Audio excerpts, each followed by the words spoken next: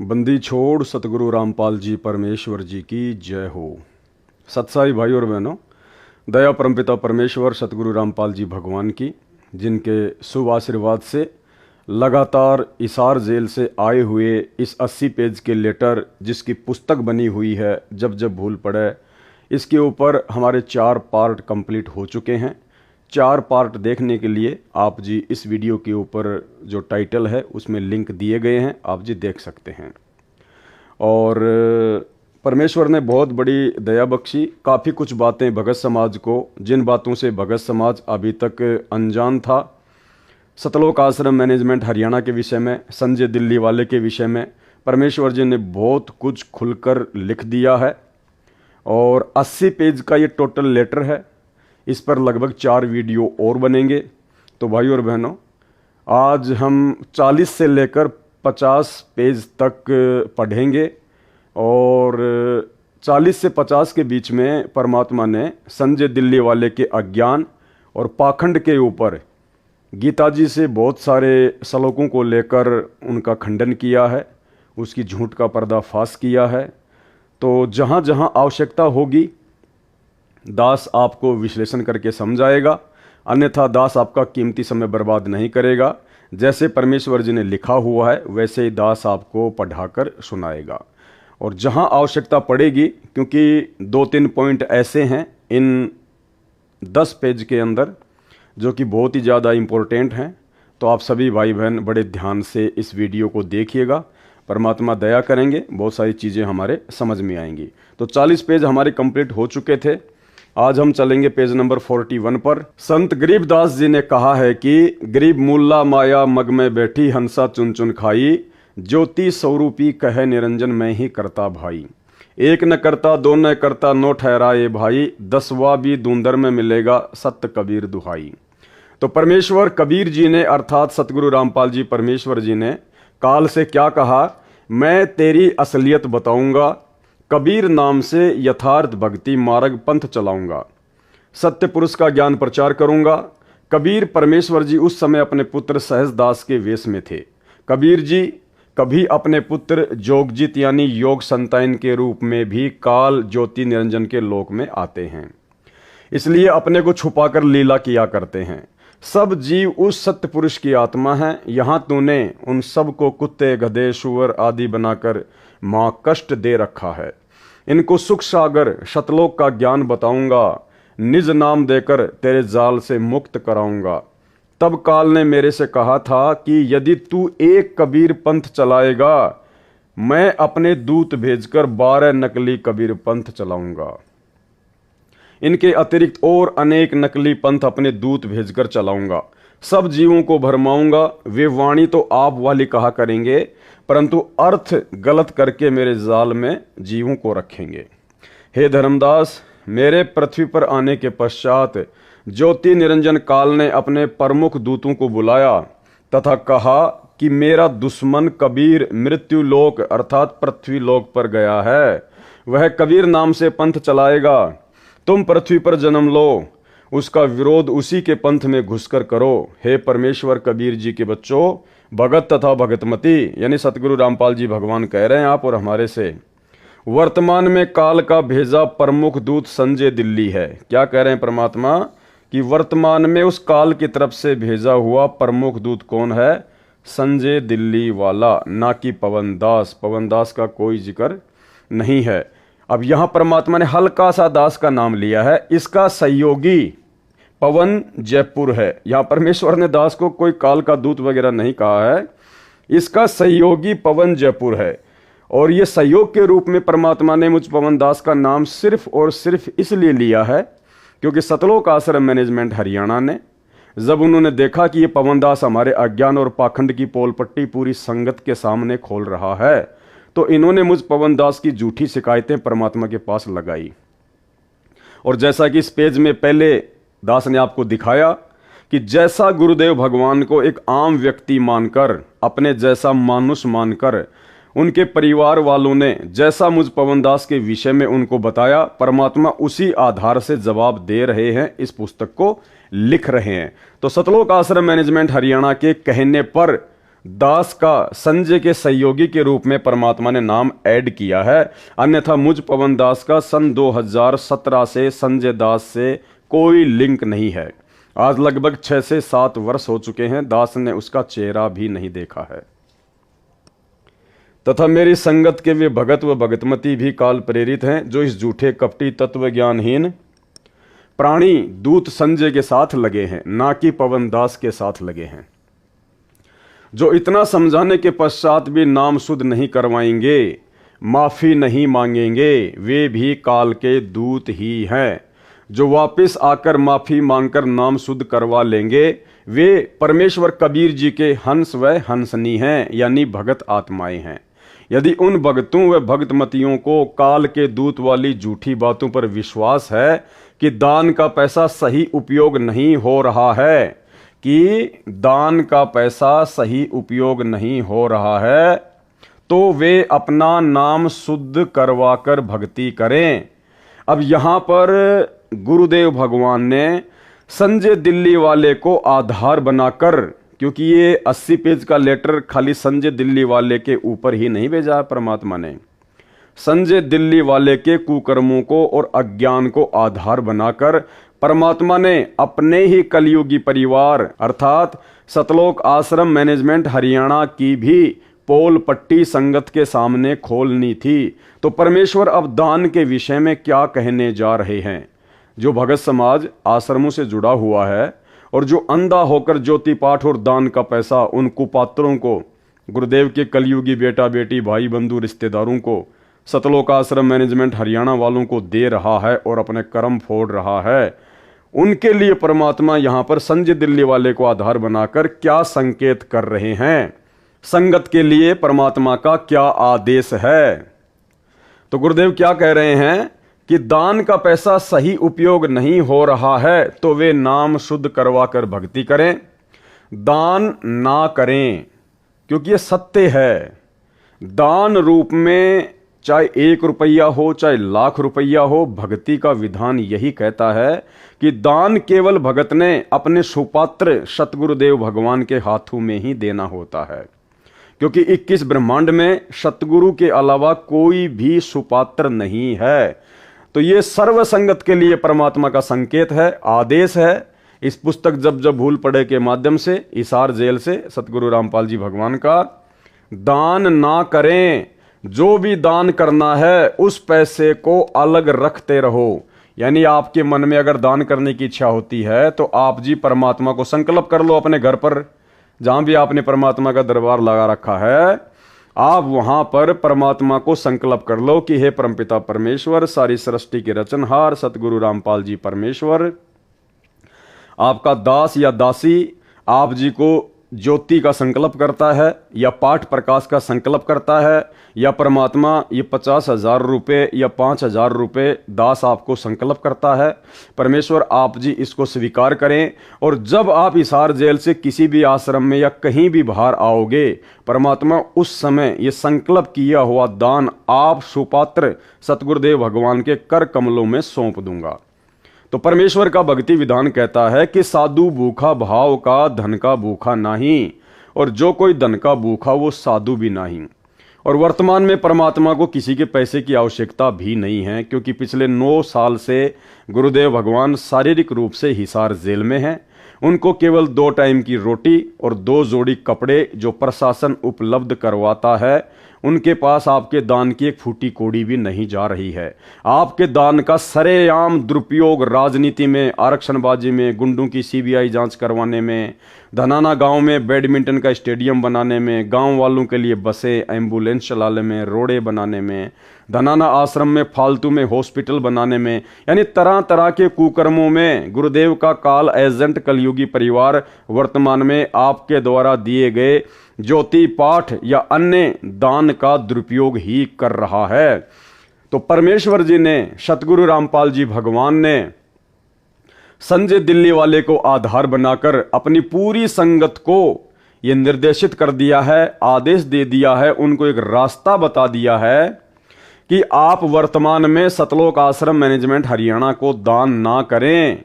देखो भाइयों और बहनों, बहुत सारी शंकाएं आपके मन में हो सकती हैं।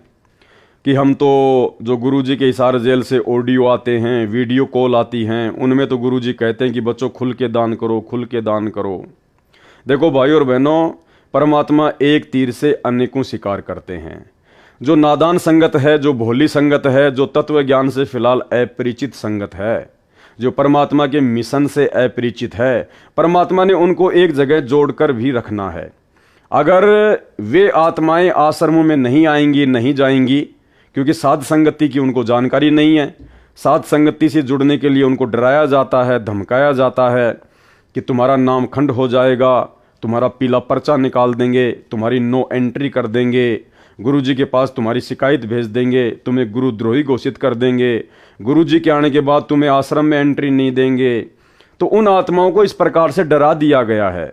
अब वे आत्माएं जो ज्ञान में कमजोर हैं, साध संगति से नहीं जुड़ पा रही हैं, गुरुजी के ज्ञान को आधार नहीं बना पा रही हैं, तो गुरुदेव को पता है कि ऐसी स्थिति में घर बैठकर भी भक्ति सफल नहीं की जा सकती जब तक भगत को ज्ञान पूर्ण नहीं है। तो परमेश्वर ने उनको आश्रमों से जोड़ के भी रखना है ताकि वो आते रहें, जाते रहें, भक्ति मार्ग से जुड़े रहें, अन्यथा वो दूसरे पंथों में जाकर अपना सब कुछ बर्बाद कर देंगे। दूसरा, परमात्मा ने थोड़ा बहुत ज्ञान प्रचार भी इन लोगों के माध्यम से करवाना है, सतलोक आश्रम मैनेजमेंट हरियाणा के माध्यम से। अन्यथा भाइयों और बहनों, आपने कहानी सुनी होगी जो परमात्मा अक्सर अपने सत्संगों में बताते हैं कि एक शिष्य था, उसके गुरु ने उसको एक सिद्धि करवा दी और गुरु ने कहा कि बेटा मेरी गैर हाजिरी में इस सिद्धि का प्रयोग मत करना। गुरु कुछ दिन के लिए बाहर चला गया। पीछे से चेले ने देखा कि भाई सारा काम मुझे करना पड़ रहा है, गुरुजी ने मुझे एक सिद्धि करवाई थी, क्यों ना मैं उस सिद्धि का प्रयोग करूं। उसने सिद्धि का प्रयोग किया। तुरंत वहां पर एक जो है वो जिन्न प्रकट हो गया और जिन्न ने कहा कि भाई मुझे काम बता, अगर काम नहीं बताएगा तो मैं तेरी गर्दन मरोड़ूंगा। तो उसने काम बताया कि गांव से जाके आटा लिया, वो फटाफट आटा मांग के ले आया, लकड़ी इकट्ठी करके लिया, लकड़ी लिया, रोटी बना दी, झाड़ू निकाल दी। अब उसने देखा भाई इसको क्या काम बताऊं, और वो बोला मुझे काम पे लगा के रखना, अगर मुझे तूने फ्री छोड़ दिया तो मैं तेरी गर्दन मरोड़ूंगा। अब चेलाराम बड़ा दुखी, बड़ा परेशान हो गया, रो रो के गुरुजी को याद करने लगा कि आज ये मुझे मारेगा। इतने में गुरुजी उसको आते हुए दिखाई दिए। चेलाराम दौड़ के गया, गुरुजी के चरणों में गिर गया, रोने लगा। बोला भाई क्या हुआ? बोला गुरुजी बस पूछो मत, क्या हुआ? बोला तूने वो सिद्धि यूज कर ली क्या? बोले हाँ गुरुजी। अरे बोला नालायक, मैंने तुझे मना किया था ना कि मेरी एब्सेंस में सिद्धि यूज मत करना। क्या हुआ? गुरुजी ऐसे ऐसे उसने सारा काम कर दिया। अब वो कह रहा है कि मुझे काम बता, नहीं तो मैं तेरी गर्दन मरोड़ूंगा। तो गुरुदेव ने कहा कि चल उसको ऐसा बोल कि वो एक लंबा सा बांस लेके आ जाए। तो उसने कहा कि भाई तू एक लंबा सा बांस लेके आ जा। वो फटाफट एक बांस लेके आ गया। अब इसको ये बोल कि जमीन में इसको गाड़ दे बांस को। उसने फटाफट खोद के गड्ढा और जमीन में बांस को गाड़ दिया। फिर गुरुदेव ने कहा कि अब इसको बोल कि इस बांस के ऊपर चढ़ और उतर, जब तक मैं तुझे दूसरा काम ना बताऊं तब तक तू इस बांस के ऊपर चढ़ेगा और उतरेगा, चढ़ेगा उतरेगा, यही काम तू करता रहे। तो उसने ऐसा ही किया। जिन अपने काम पे लग गया और चेले राम की जान बच गई। तो भाइयों और बहनों, ये जो सतलोक आश्रम मैनेजमेंट हरियाणा है ना, ये है जिन्न, ये भगत नहीं है। भक्ति के तो आसपास भी नहीं है ये लोग। गुरुदेव भगवान को पता है कि ये जिन्न हैं, ये भूत हैं, ये काल के एजेंट हैं। भक्ति तो इनसे हो नहीं सकती, अच्छे कर्म तो इनसे हो नहीं सकते। इनको यदि किसी ने किसी काम पर लगाकर नहीं रखा तो ये और ज्यादा अपने कर्म बिगाड़ेंगे, मेरी संगत की भी ऐसी की तैसी करेंगे। तो परमेश्वर ने इनको एक प्रकार से ज्ञान प्रचार की सेवा दे दी कि तुम्हारे बस का केवल यही है और भक्ति वक्ति तुम्हारे बस की बात नहीं है। तुम ये भंडारे करते रहो, संगत को जोड़े रखो, और जो तुम्हारी हार्दिक इच्छा थी माया की, धन प्राप्ति की, जिसके लिए तुम भक्ति कर रहे थे, अपने गुरुजी से जुड़े हुए थे, तो खोलो आश्रम, बनाओ आश्रम, लगाओ इन पत्थरों में पैसा। तुम और संगत दोनों इसी प्रकार से आपस में जुड़े रहो। अगर परमात्मा इनको इस प्रकार की छोटी मोटी सेवाएं ना देते, हालांकि गुरुदेव ने इनको ये आश्रम बनाने की सेवा अपनी तरफ से नहीं दी, इन काल एजेंटों ने गुरुजी को जेल में जाके सलाह दी।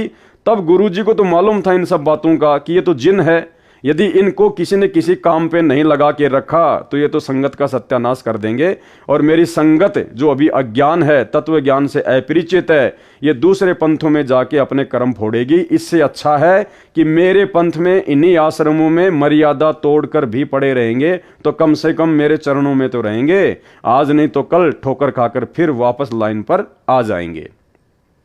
तो भाई और बहनों, पूरी राम कहानी ये है। इसलिए परमात्मा ने सतलोक आश्रम मैनेजमेंट हरियाणा को इस प्रकार से आश्रम वगैरह बनाने की छूट दे रखी है, और ज्ञान प्रचार के माध्यम से इनके थोड़े बहुत जो कर्म है वो जो है बनते रहें।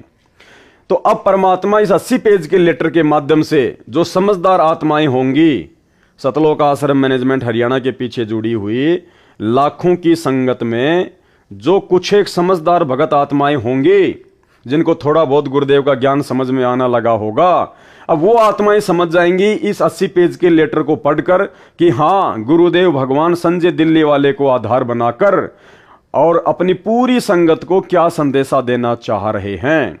तो परमेश्वर कह रहे हैं कि दान ना करें, जो भी दान करना है उस पैसे को अलग रखते रहो। ज्योति स्वयं जलाओ, परमात्मा कह रहे हैं ज्योति अपने घर पे जलाओ ना। अरे तुम ज्योति के 2100 रुपए सतलोक आश्रमों में जाकर जमा करवाते हो, और मान लीजिए वो तुम्हारी ज्योति जला रहे हैं, तो वो कितना घी जलाएंगे? 1.25 किलो घी। 1.25 किलो घी कितने का आया? 750 रुपए का। और तुम कितने दे रहे हो? 2100 रुपए।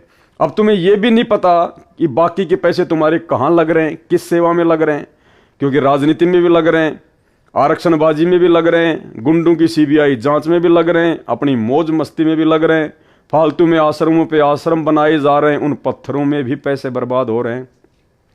तो ये विचार आप लोगों ने करना पड़ेगा कि 2100 रुपए देने के बजाय इन कुपात्रों को आप जी 2100 रुपए का 3 किलो घी लाके अपने घर पे जोत जलाओ ना परमात्मा की, उससे कहीं ज्यादा आपको लाभ मिलेगा। आप 2100 रुपए दे रहे हो, आपके 750 रुपए का मान लीजिए वो घी की आपकी ज्योति भी जला रहे हैं, तो आपको लाभ कितना हुआ? खाली 750 रुपए तक का ही तो होगा। और वो भी कन्फर्म नहीं है, वो भी कन्फर्म नहीं है कि आपके 750 रुपए का घी जलाया जा रहा होगा। तो इससे तो अच्छा है ना आप अपने घर पर घी लाकर परमात्मा के आदेश अनुसार, क्योंकि गुरुदेव का आदेश है कि ज्योति जलाओ, चाहे अखंड जलाओ। गुरुदेव कह रहे हैं चाहे कितना ही घी डालो, चाहे दिन में 1 किलो घी जलाओ, अखंड जलाओ, चलने दो 24 घंटे। जब दास बड़ी जेल से आए, यानी जब सतगुरु रामपाल जी भगवान हिसार जेल से बाहर आए, तब सारा पैसा दान कर देना, उस समय अपने गुरुजी के हाथों में दे देना वो पैसा। परंतु कुपात्र को दान देना तो कुछ लाभ नहीं मिलेगा, परंतु कुपात्र को दिए गए दान का कुछ भी लाभ नहीं मिलेगा। और ये सतलोक आश्रम मैनेजमेंट हरियाणा कुपात्र है, संजय दिल्ली वाला कुपात्र है, और मैं पवन दास ज्योति तथा पाठ का पैसा किसी से लेता नहीं। तो भाई और बहनों, अपना पैसा संकल्प करके अपने घर पर रखिए, परमात्मा की ज्योति का घी जलाओ, अखंड जलाओ, मालिक का आदेश आ गया है। और जितना भी आपको दान करना है गुरुदेव को संकल्प कर लो, साधु भूखा भाव का धन का भूखा नाई। उसी समय आपका पैसा गुरुजी के पास में पहुंच जाता है। बाकी जो कागज के टुकड़े हैं वो परमात्मा आने के बाद में ले लेंगे। तो स्पष्ट आदेश है सतगुरु रामपाल जी भगवान का। देखो भाई और बहनों, ये परमात्मा है, और इस समय गुरुदेव भगवान को अच्छे से पता है कि मेरी संगत के ऊपर काल का जबरदस्त पहरा है। काल स्वयं तो सबके सामने आता नहीं है, काल अपने एजेंटों के माध्यम से अपना काम करता है। और एजेंट वर्तमान में सतलोक आश्रम मैनेजमेंट हरियाणा बना हुआ है, गुरुजी के बेटा बेटी भाई बंधु रिश्तेदार और ये चंद कोऑर्डिनेटर लोग बने हुए हैं। अब आप लोगों ने क्या करना है, डिसीजन आपके हाथ में है। परमात्मा ने आप तक संदेशा भिजवाना था, भिजवा दिया। अब गुरुदेव भगवान आपका हाथ पकड़ के नहीं रोकेंगे कि आप आश्रमों में मत जाओ, या वहां जाकर ज्योति पाठ का पैसा मत दो, या भंडारे में मत जाओ। परमात्मा का केवल इतना ही काम है, आप तक संदेशा पहुंचाना, और उस संदेश को समझने के लिए आपको परमात्मा ने तत्व ज्ञान दे रखा है। उसके बावजूद भी यदि आप नादानी करोगे तो आने वाले समय में परिणाम भी आप ही भोगोगे। तो ये स्पष्ट संकेत सतगुरु रामपाल जी भगवान की करोड़ों की संगत को संजय दिल्ली वाले को माध्यम बनाकर परमेश्वर जी ने दिया है। एक बार फिर से पढ़ लो। कि दान का पैसा सही उपयोग नहीं हो रहा है तो वे नाम शुद्ध करवा कर भक्ति करें, दान ना करें। जो भी दान करना है उस पैसे को अलग रखते रहो। ज्योति स्वयं जलाओ, अपने घर पर जलाओ, चाहे अखंड जलाओ, कितना ही घी जलाओ। जब दास बड़ी जेल से आए, अर्थात जब सतगुरु रामपाल जी भगवान हिसार जेल से बाहर आए, तब सारा पैसा दान कर देना, परंतु कुपात्र को दान देकर तो कुछ लाभ नहीं मिलता। और यही कारण है पिछले 9 वर्षों से हजारों की संख्या में सतगुरु रामपाल जी भगवान की आत्माएं काल की भेंट चढ़ चुकी हैं, अकाल मौत मर चुकी हैं। इन आश्रमों में आते जाते समय, हिसार की तारीखों पे आते जाते समय, और भी ना जाने बहुत सारे कारणों से, क्योंकि भगत समाज ने सतलोक आश्रम मैनेजमेंट हरियाणा की मनमानियों में बढ़ चढ़ के सहयोग किया है। और कुपात्र को दिए गए दान का कोई लाभ मिलता नहीं, परमात्मा ने लिख दिया। और भगत समाज को कोई लाभ मिलना नहीं था, मर्यादा सबकी खंडित हो गई कुपात्रों को ज्योति पाठ और दान का पैसा देने के चलते, उनके मनमाने आचरण में उनका सहयोग करने के चलते, हिसार की तारीखों पे जा जाके प्रशासन को परेशान करने के चलते। मर्यादा किसी की बची नहीं, भक्ति किसी की बन नहीं रही, तो सबकी दुर्गति, घर घर में लड़ाई झगड़ा और कलह इस समय सतलोक आश्रम मैनेजमेंट हरियाणा से जुड़ी हुई संगत में है। तो परमेश्वर क्या कह रहे हैं इस पत्र में भी यही समझाया है। उनको विचार करना चाहिए, किसको? संगत को, कि उनके लाखों भाई बहन कमेटी वाले सेवादारों को वह नामदान केंद्रों पर मेरे आदेश से दान दे रहे हैं, मेरे परिवार वाले भी वहीं दान दे रहे हैं। अब बताओ सतगुरु रामपाल जी भगवान के परिवार ने कौन से दिन दान किया? बताइए। आप खुद गुरुजी के बेटा बेटी भाई बंधु रिश्तेदारों को सौगंध खिलाकर कि तुझे गुरुजी की सौगंध है, बता तूने कितने रुपए दान दिए बरवाला कांड के बाद में? वो बोलेंगे हम तो दान लेने वाले हैं, देने वाले थोड़ी हैं। अरे सतलोक आश्रम मैनेजमेंट हरियाणा अर्थात गुरुजी का परिवार अर्थात कमेटी, ये एक ही है। और ये लोग तो दान लेते हैं संगत से, इन्होंने कभी दान दिया नहीं है, ये तो लेते हैं। तो विचार करना चाहिए भाइयों बहनों। परमात्मा ने जो हकीकत थी वो ऊपर बता दी, और यहां गुरुदेव ने संकेत भी कर दिया कि मेरे परिवार वाले भी वहीं पर दान दे रहे हैं, जबकि गुरुदेव का परिवार 1 रुपया भी जेब से निकाल के नहीं देता, 1 रुपया भी, क्योंकि उनके पास में अपना पैसा है ही नहीं, उनके पास में पैसा है ही नहीं। वो तो खुद संगत के दान के ऊपर हराम के टूक तोड़ रहे हैं, संगत के दान के ऊपर अपना पेट भर रहे हैं, वो कहां से दान करने वाले हैं? तो ये संकेत है परमात्मा का, समझदार समझ जाएंगे। क्या उन्होंने सब जांच पड़ताल नहीं की होगी? गुरुदेव कह रहे हैं क्या संगत ने मेरे परिवार वालों को ज्योति पाठ और दान का पैसा देने से पहले क्या जांच पड़ताल नहीं की होगी? इशारा कर रहे हैं परमात्मा कि संगत नादान है, बेखबर है। क्या उन्होंने सब जांच पड़ताल नहीं की होगी कि दान का पैसा ठीक खर्च हो रहा है? जांच पड़ताल तो बिल्कुल हो गई। सत्सेवकों ने सैकड़ों वीडियो बना दिए इनके कुकर्मों के ऊपर। इन्होंने धनाना गांव में धनाना गांव वालों के लिए 50 लाख रुपए जो भक्तों का ज्योति पाठ और दान का पैसा था, बैडमिंटन का स्टेडियम बना दिया। तो ये पैसा बर्बाद हो रहा है ना। हरियाणा के जाट आरक्षण में इन्होंने करोड़ों रुपया जाट आरक्षण संघर्ष समिति को दिया चंदे के रूप में। क्या ये पैसे का दुरुपयोग नहीं है? क्या इन्होंने उन कुपात्रों को दान नहीं दिया? तुमने तो मैनेजमेंट वाले कुपात्रों को दे दिया। मैनेजमेंट ने हरियाणा के जाट आरक्षण में उन जगत वाले कुपात्रों को दे दिया। राजस्थान में राजपूत करणी सेना को 5 लाख रुपए नगद आनंदपाल सिंह की सीबीआई जांच के लिए दिया। तुमने तो दिया उन कुपात्रों को पैसा, मैनेजमेंट वालों को। उन कुपात्रों ने आगे राजपूत करणी सेना वाले कुपात्रों को पैसा दे दिया। सरेआम तुम्हारे दान का दुरुपयोग। क्या उन्होंने सब जांच पड़ताल नहीं की होगी कि दान का पैसा ठीक खर्च हो रहा है या गलत है? देखो संकेत कर रहे हैं परमात्मा ये प्रश्नवाचक चिन्ह लगाकर कि गलत। उनको विश्वास है कि पैसा सही प्रयोग हो रहा है। आपको भी विश्वास करना चाहिए। बिल्कुल नहीं कर सकते, क्योंकि ये हमारी परीक्षा है। परमात्मा परीक्षा लेगा। हम कैसे विश्वास करेंगे जब गुरुदेव भगवान ने सत्संगों में कह दिया कि तुम्हारे सतगुरु के अलावा धरती पर कोई भी सुपात्र नहीं है, दान लेने का अधिकारी नहीं है? फिर हम कैसे अपने जैसे 2 कोटि के जीवों को पैसा देके विश्वास करें? कर ही नहीं सकते। गुरु बिन दान पुण्य जो कर ही मिथ्या होय कभू न फल ही। गुरु बिन माला फेरते, गुरु बिन देते दान, गुरु बिन दोनों निष्फल है, चाहे पूछो वेद पुराण। ये है परमात्मा का विधान। तो ये जो लाइन लिखी है परमात्मा ने, आपको भी विश्वास करना चाहिए।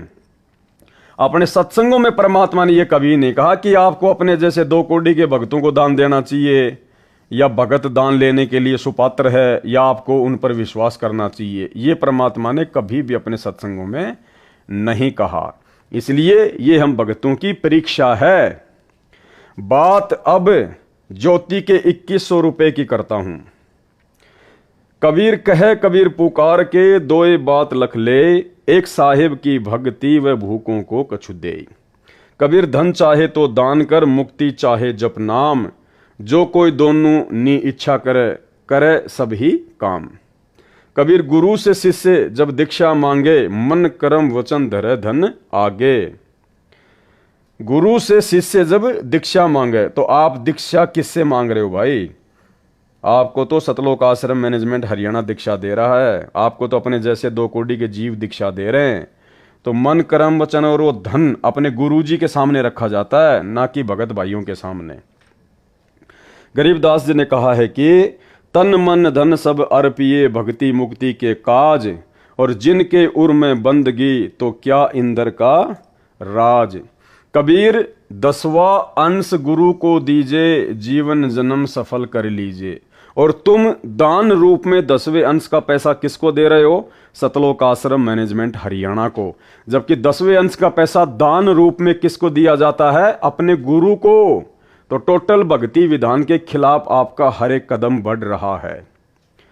गीता अध्याय 3 श्लोक 10-15 में भी यही कहा है कि श्लोक नंबर 10, प्रजापिता यानी परमेश्वर कबीर जी ने सृष्टि के प्रारंभ में प्रजाओं की तथा यज्ञों अर्थात धार्मिक अनुष्ठानों के ज्ञान की रचना करके यानी सूक्ष्म वेद बताकर कहा कि तुम प्रजाजन मेरे द्वारा बताए धार्मिक अनुष्ठान विधान के अनुसार धार्मिक क्रिया करके उसके द्वारा वृद्धि को प्राप्त हो जाओ, यानी धनी बनो व भक्ति से भगत बनो। ये विधान अनुसार किया धार्मिक अनुष्ठान तुम सब साधकों को इच्छित पदार्थ प्राप्त करवाने वाले हों।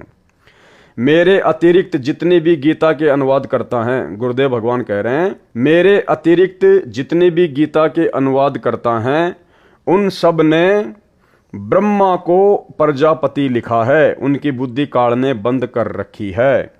श्लोक नंबर 11, इस यज्ञ यानी मर्यादा में रहकर किए गए धार्मिक अनुष्ठान द्वारा देवताओं को उन्नत करो।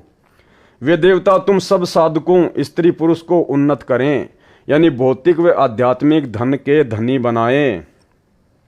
इस प्रकार निस्वार्थ भाव से आपस में एक दूसरे को उन्नत करते हुए तुम सब पर यानी ज्योति निरंजन वाले मोक्ष लाभ से दूसरा जो पूर्ण मोक्ष लाभ है उस कल्याण को प्राप्त हो जाओ।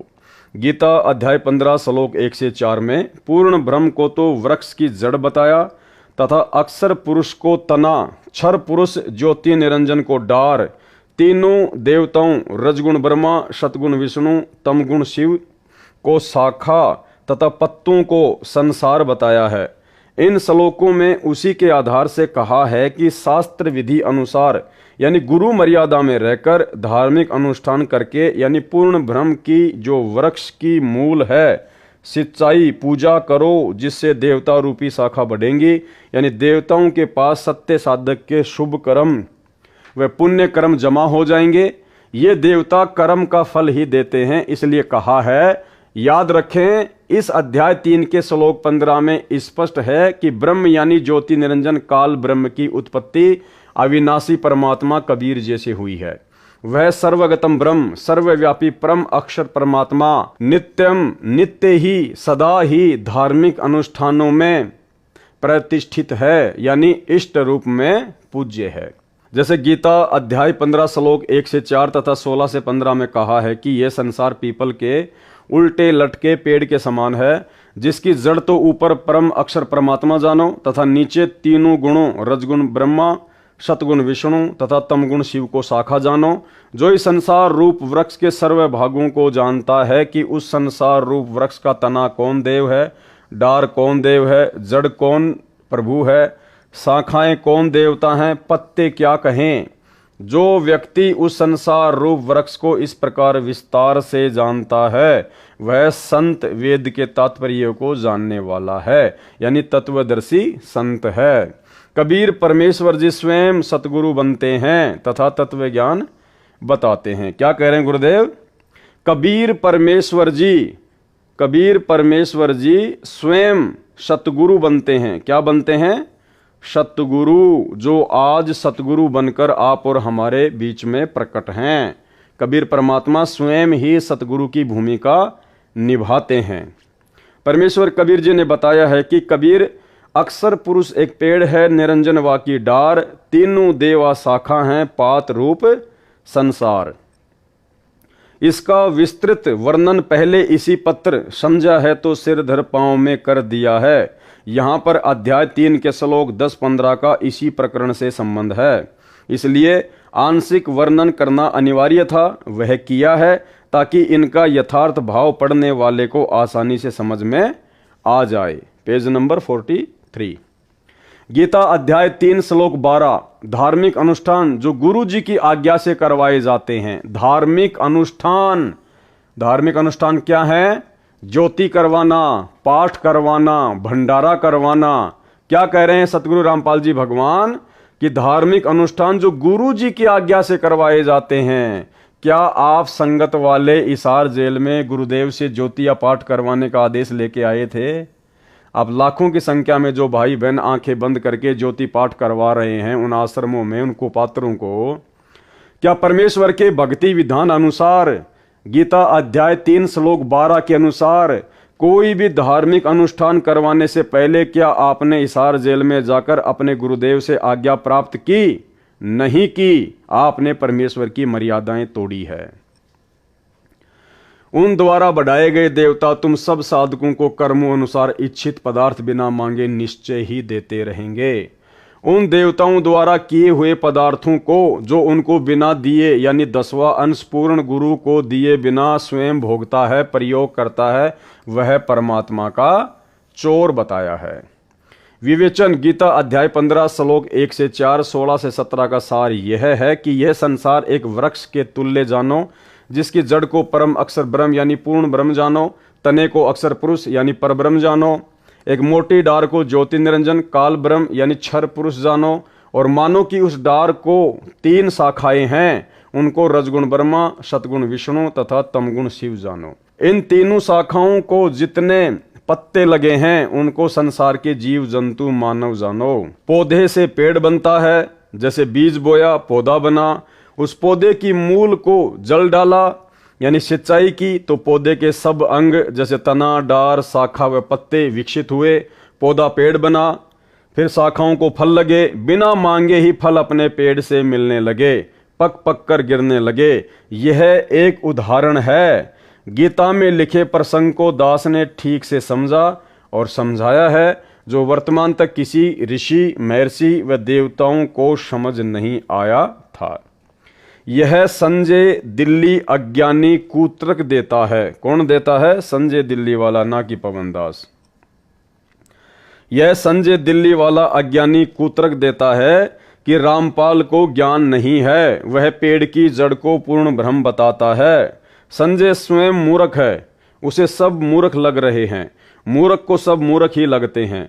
दास ने कहा है कि न तो पेड़ पूर्ण ब्रह्म है, न उसकी जड़, न मिट्टी जिससे पेड़ को पोषक तत्व प्राप्त होते हैं।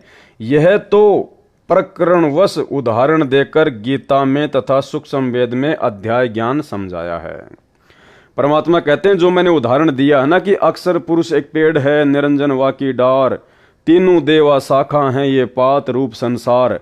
तो संजय दिल्ली वाले ने कहा कि संत रामपाल जी तो कहते हैं कि पेड़ की जो जड़ है, जो जमीन में है, जो गुप्त है, दिखाई नहीं देती, वो कबीर भगवान है, जिससे पूरा पेड़ फलता फूलता है।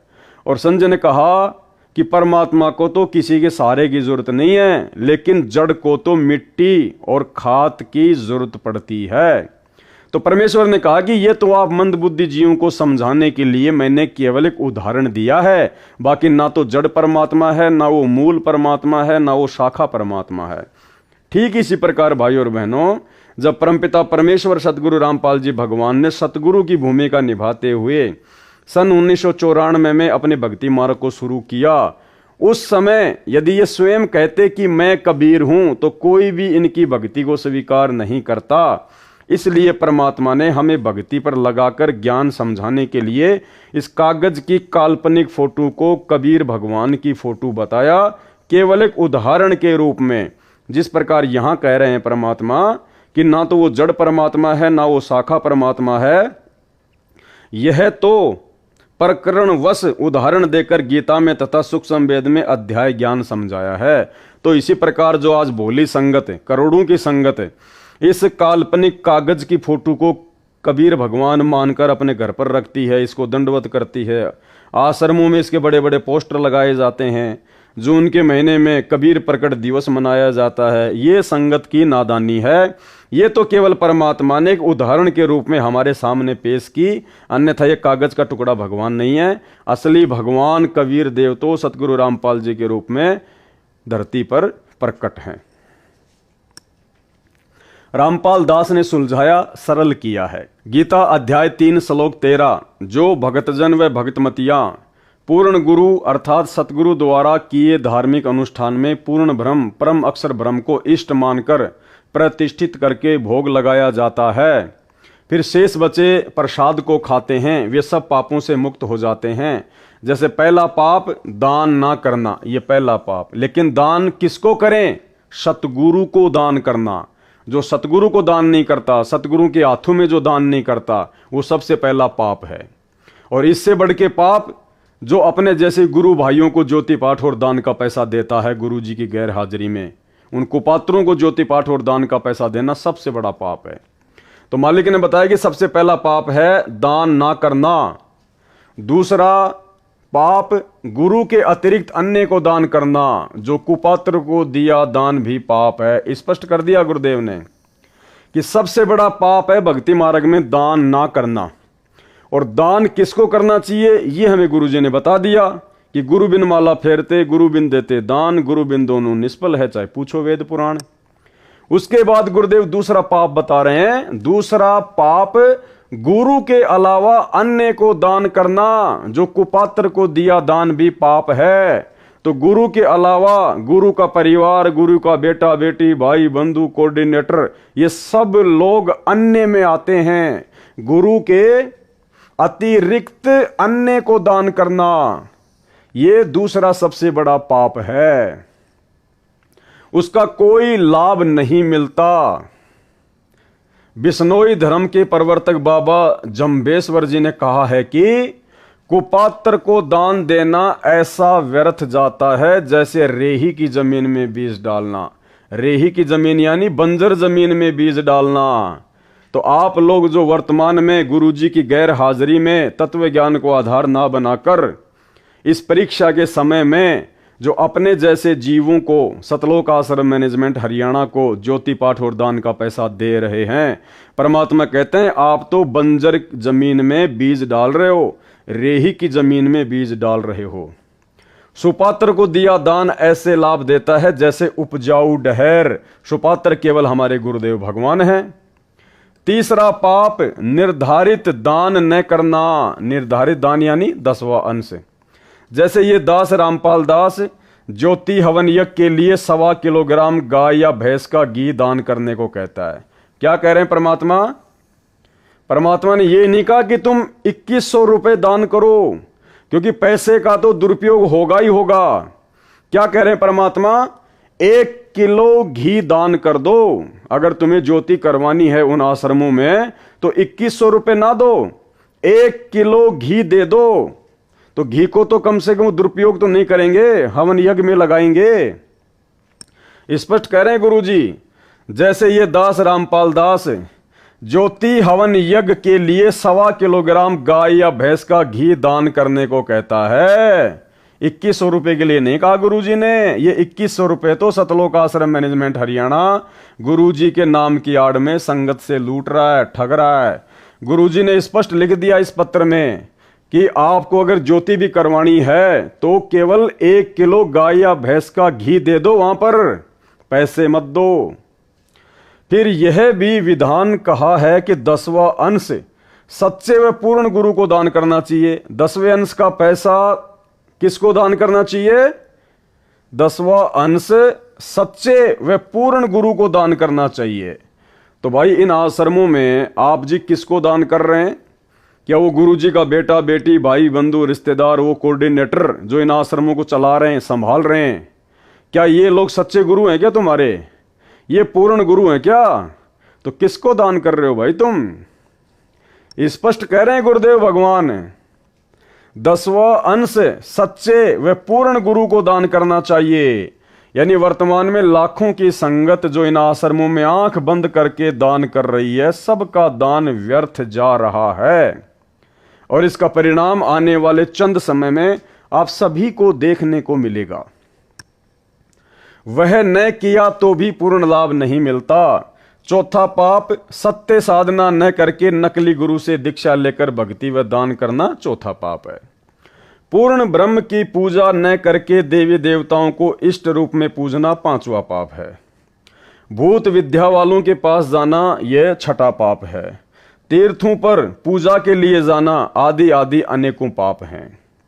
उपरोक्त सब पापों से मुक्ति भक्तों भक्तमतियों को दिलाने के लिए ज्योति यज्ञ के लिए दास रामपाल दास 2100 रुपए दान करने को कहता है। जबकि ऊपर परमात्मा ने स्पष्ट कर दिया कि मैंने कभी नहीं कहा कि आप इन आश्रमों में 2100 रुपया ज्योति का दान करो, क्योंकि यहां तो गुरुजी ने स्पष्ट कर दिया है कि जैसे ये दास रामपाल दास ज्योति हवन यज्ञ के लिए 1.25 किलोग्राम गाय या भैंस का घी दान करने को कहता है। क्या दान करने को कह रहे हैं गुरुजी? केवल घी दान करने को कह रहे हैं 1 किलो। अब ये बात गुरुजी क्यों बोल रहे हैं यहां पर कि जो समझदार होगा वो तो ऊपर मेरी इस बात को आधार बना के समझ जाएगा। आज के बाद इन आश्रमों में जाकर इनको पात्रों को ज्योति पाठ दान का पैसा नहीं देगा, आश्रमों में भी जाना छोड़ देगा, ज्ञान को आधार बनाकर घर को आश्रम बनाकर अपनी भक्ति करेगा, साध संगति से वो जुड़ जाएगा। और जो नादान है, जो अज्ञानी है, वो भाई मैनेजमेंट वालों को 2100 रुपए देते रहेंगे, वो अपने कर्म फोड़ते रहेंगे। क्योंकि ये पुस्तक गुरुजी ने सतलोक आश्रम मैनेजमेंट हरियाणा के माध्यम से संगत तक पहुंचानी थी। अगर परमात्मा यहां पर 2100 रुपए मैनेजमेंट वालों को देने की बात ना कहें तो ये पुस्तक आप और हमारे तक नहीं आती।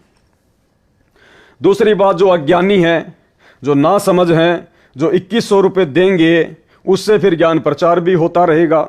लेकिन जो ज्ञानी आत्मा होंगी वो अपने परमात्मा के संकेत को यही समझ जाएंगी कि देना है तो केवल 1 किलो घी दो। अगर आश्रम वाले मना करते हैं कि नहीं, और यदि आश्रम वाले यदि देना है तो केवल 1 किलो घी दो, और यदि आप घी लेके जाते हैं, आश्रम वाले आपको मना करते हैं कि नहीं हमें तो 2100 रुपए दो, तो उसी समय समझ जाना आपकी कोई ज्योति हवन यज्ञ नहीं करने वाले, केवल इनको माया चाहिए, इनको पैसे चाहिए।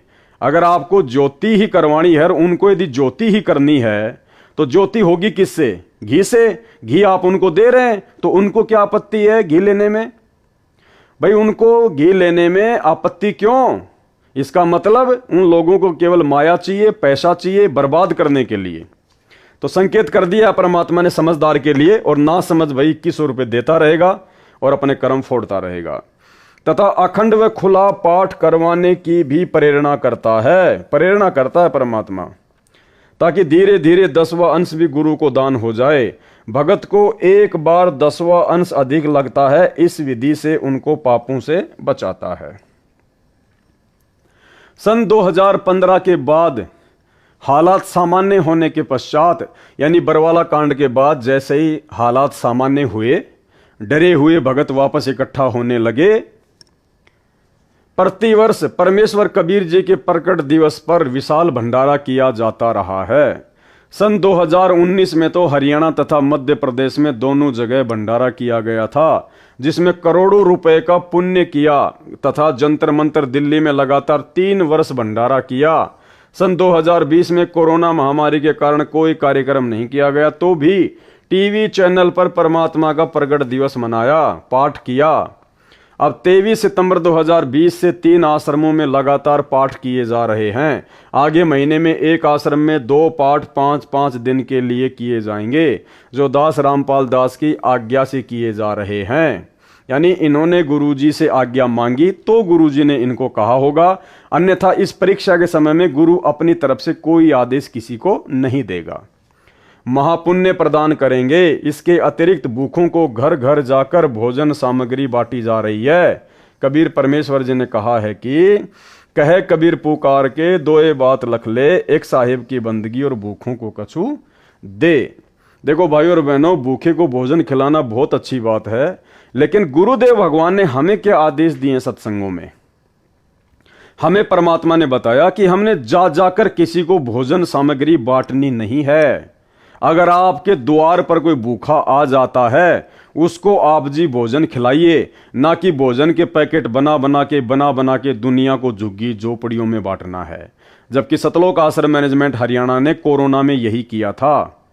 इन्होंने ट्रैक्टरों में भर भर के सामान, आटा, चावल, दाल, चाय पत्ती, चीनी, इन्होंने जा जा के बांटी। लेकिन परमात्मा का क्या आदेश है भाई? वो तो परीक्षा चल रही है। परमात्मा तो आदेश देकर भी सर में जूते मरवाता है। जब परीक्षा लेनी होती है तब। वो कहानी सुनाई ना मैं गुरुजी ने सत्संग में।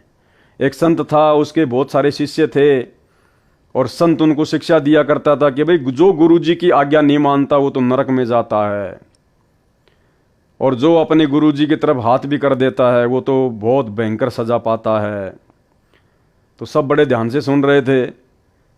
तब संत ने कहा कि भाई मेरा आदेश है, अपने पैर का जूता निकालो और मेरे सर में 5-5 जूते मारो। अब सारे शिष्य धर्म संकट में पड़ गए। बहुत देर हो गई, तब गुरु ने कहा, अरे क्या हुआ? मैं तुम्हें यही शिक्षा देता था क्या? अरे गुरु की आज्ञा का पालन नहीं करोगे तो नरक में जाओगे। अब एक तरफ तो गुरु की आज्ञा और दूसरी तरफ आज्ञा क्या? गुरु के सर में जूते मारना। अब किसी की हिम्मत नहीं पड़ी। अंत में एक शिष्य खड़ा हुआ, गुरु जी के पास आया, अपने पैर का जूता निकाला और अपने सिर में मारे 5। तो इस प्रकार से भाई और बहनों, गुरु जो है वो परीक्षा के समय में उल्टा आदेश देकर भी परीक्षा ले सकता है। और अगर इनको आदेश सतगुरु रामपाल जी भगवान की ओर से था कोरोना के समय में जा जाकर लोगों को सामग्री बांटने का, तो ये उनकी परीक्षा थी जिसमें वो लोग फेल हो गए। क्योंकि सत्संग में गुरुजी ने अपना विधान बताया। सत्संग गुरु का पक्का विधान है, अटल विधान है। कल को गुरुजी नहीं रहेंगे सतगुरु रूप में, गुरु रूप में, तब उनके सत्संग रहेंगे। हजारों साल तक जो गुरुजी का मार्ग चलेगा गुरुजी की गैर हाजिरी में, वो गुरुजी के सत्संगों के आधार से ही चलेगा। तो सत्संगों में जो गुरुजी ने अपना विधान बता दिया, जो नियम मर्यादा बता दी, वो अटल है। तो सत्संग में गुरुदेव ने क्या बताया कि आपने जा जाकर किसी को भोजन सामग्री नहीं बांटनी है। अगर आपके द्वार पर कोई भिखारी आ जाता है तो उसको खाना खिला दो। जबकि इन लोगों ने जा जाकर सामग्री बांटी है, जो कि गुरुजी के ज्ञान के विरुद्ध था। कहे कबीर पुकार के दोए बात लख ले, एक साहिब की बंदगी और भूखों को कछु दे। अर्थात कबीर परमेश्वर जी का आदेश है कि भगत पूर्ण गुरु की शरण में जाए और उसको 10वां अंश दान करे। वह भक्ति कराता है तथा भूखों को भोजन व्यवस्था भी करवाता है। अब देखो ये क्या आ गया, क्या आदेश आ गया। ऊपर तो परमात्मा ने मैनेजमेंट वालों की बातों को लिख दिया कि इन्होंने जा जाकर लोगों को भोजन बांटा जब कोरोना आया तब, और यहां गुरु जी क्या कह रहे हैं? अर्थात कबीर परमेश्वर जी का आदेश है, ये आदेश बता रहे हैं, परमात्मा का विधान बता रहे हैं ये। अर्थात कबीर परमेश्वर जी का आदेश है कि भगत पूर्ण गुरु की शरण में जाए और उसको 10वां अंश दान करे। वह भक्ति करवाता है तथा भूखों को भोजन की व्यवस्था भी करवाता है। कौन करवाता है? गुरु करवाएगा। गुरु भूखों के लिए भोजन की व्यवस्था करवाएगा, ना कि चेले जा जाके भूखों को भोजन बांटेंगे। तो यहां भी सतलोक आश्रम मैनेजमेंट हरियाणा कोरोना काल में फेल हो चुका है। भूखे परिवारों को भोजन देते हैं। जैसे वर्तमान में पूरे विश्व में कोरोना महामारी का प्रकोप है, जिसके कारण पूरे भारत में लॉकडाउन हुआ जिस कारण से कोई व्यक्ति धन उपार्जन का कार्य नहीं कर पा रहा। मजदूर व उनके बच्चे भूख से व्याकुल हुए। उनके लिए मेरी आज्ञा से मेरे प्रिय विश्वसनीय सब भगत व भगतमती, शिष्य व शिष्या दान कर रहे हैं। भाई गुरु जी का कोई विशेष कोई प्रिय नहीं होता है, गुरु तो समदृष्टि होता है, गुरु की नज़र में सब एक समान होते हैं। इसलिए यहाँ पर यह लिखना कि मेरे प्रिय और विश्वसनीय भगत व भगतमती, ये थोड़ा ज्ञान आधार से भाई विचार करना। मेरी आज्ञा से मेरे द्वारा गठित कमेटी के सदस्य उस दान हुए रुपए से आटा, चावल, दाल, नमक, तेल, छोंक के लिए व अन्य प्रयोग के लिए हल्दी, मसाला, चीनी, चाय पत्ती, साबुन आदि आदि प्रतिदिन प्रयोग में आने वाली आवश्यक खाद्य सामग्री घर घर जाकर मुफ्त बांट रहे हैं। उनको दुखी परिवार बताता है, कल से कुछ नहीं खाया, बच्चे बिलख रहे हैं। ऐसी आपदा के समय किया गया राहत कार्य सेवादारों को सेवा का लाभ देता है, दानियों को दान का लाभ देता है। यह धार्मिक यज्ञ मेरे सुशिष्य, सुशिष्याएं, सुपुत्र, सुपुत्री कर रहे हैं। किसी को दवाई नहीं मिल रही है, उसे दवा देते हैं। उन दुखियों की आत्मा दानी व सेवादारों को दुआ देती है। भाई हमें दुआ नहीं चाहिए भाई और बहनों, ये 80 पेज का लेटर है, यहाँ पर संकेत है। परमात्मा ने हमें बताया कि भक्तों को किसी की दुआ नहीं चाहिए, भक्तों को केवल अपने भगवान की भक्ति करनी है। और यहाँ क्या कह रहे हैं परमात्मा, उन दुखियों की आत्मा दानी व सेवादारों को दुआ देती है। परमात्मा ऊपर बैठा सबके ऊपर नजर रखे हुए है, अर्थात गुरुदेव संकेत कर रहे हैं कि मैं सब कुछ देख रहा हूं इस आर जेल में बैठ के, इस लेटर में तुम्हारे को संकेत कर रहा हूं। बाकी मैं सब देख रहा था वहां पे, कौन क्या कर रहा था, कौन क्या नहीं कर रहा था। परमात्मा ऊपर बैठा सबके ऊपर नजर रखे हुए हैं कि कौन इस परीक्षा के समय में ज्ञान को आधार बनाकर चल रहे हैं और कौन अपनी मनमानियां कर रहा था।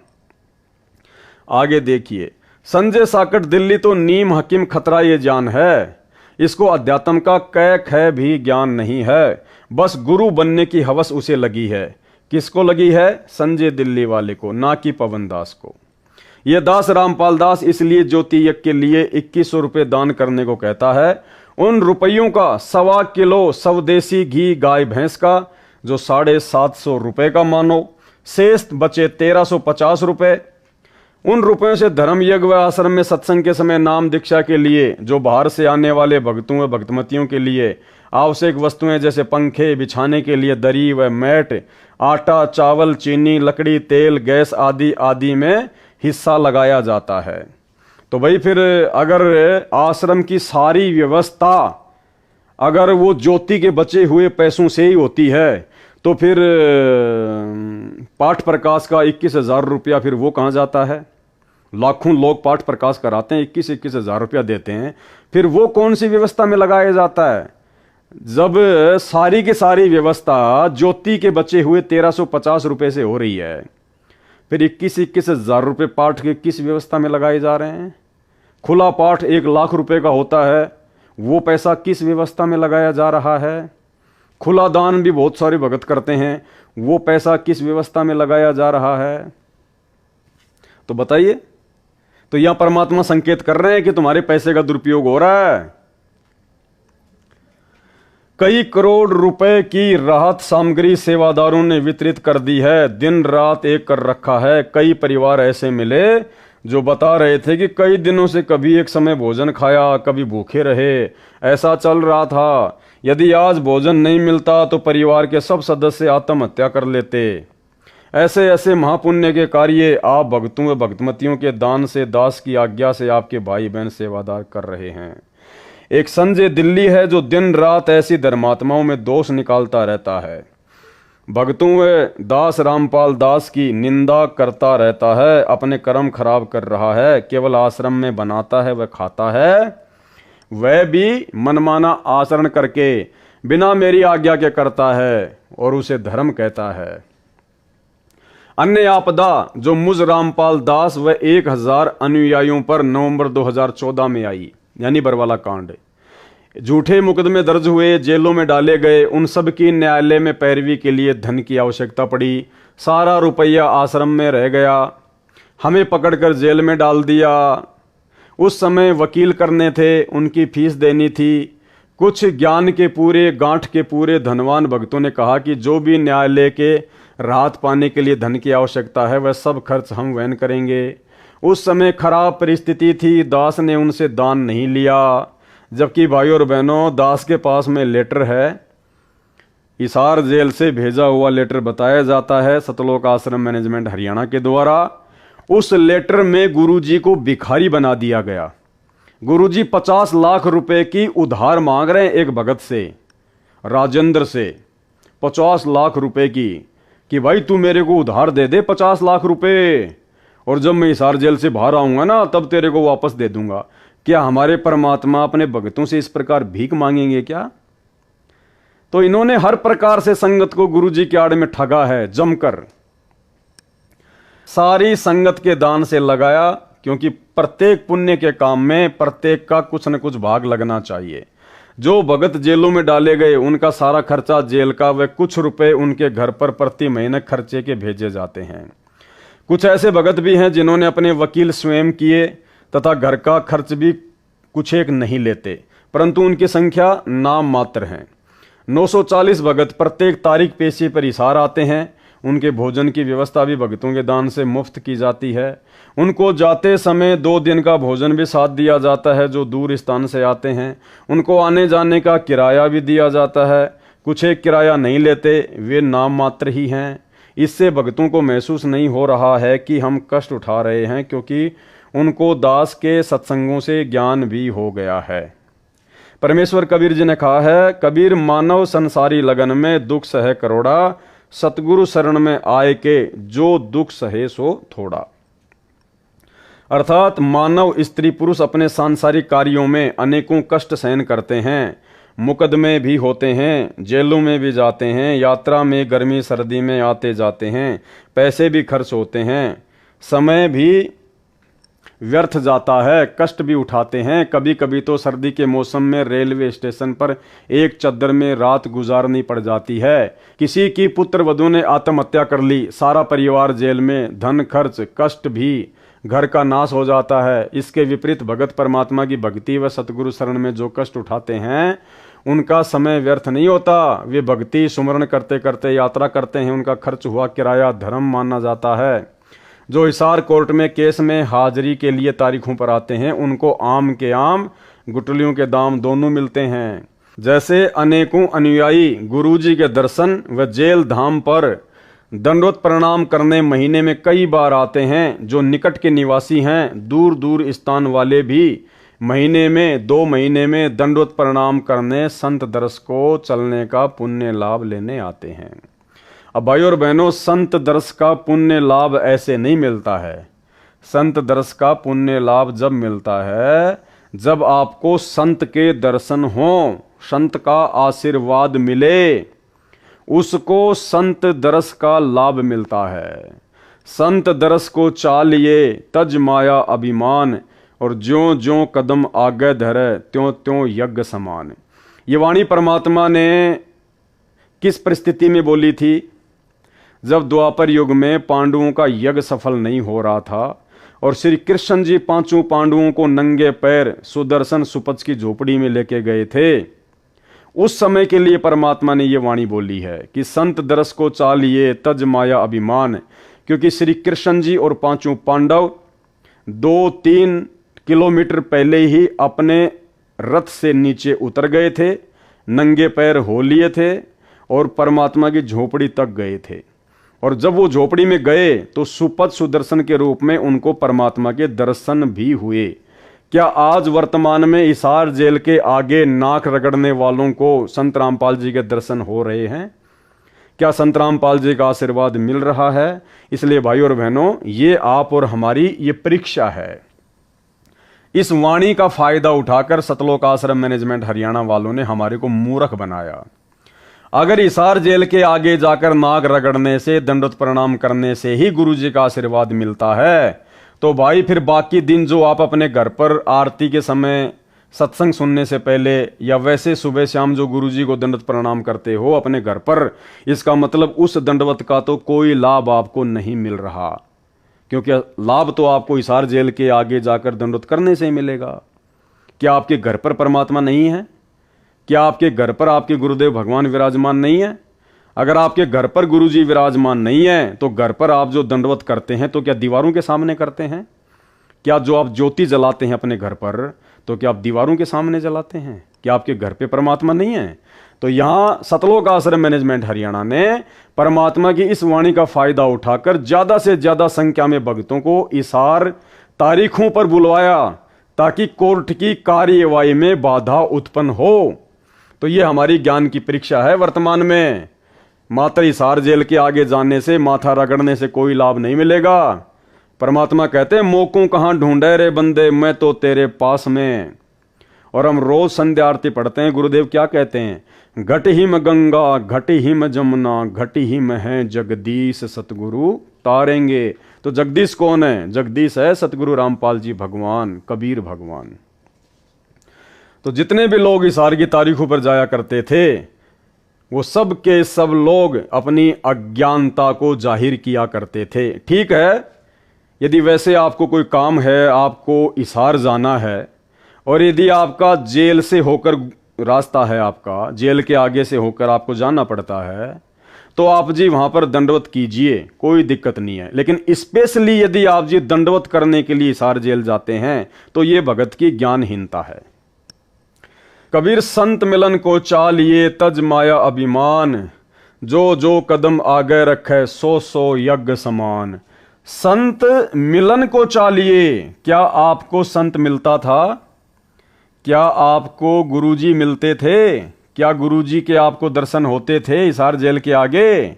नहीं होते थे। तो आपका जाना व्यर्थ है। आप व्यर्थ में अपना समय और अपने समाज से बर्बाद किया करते थे।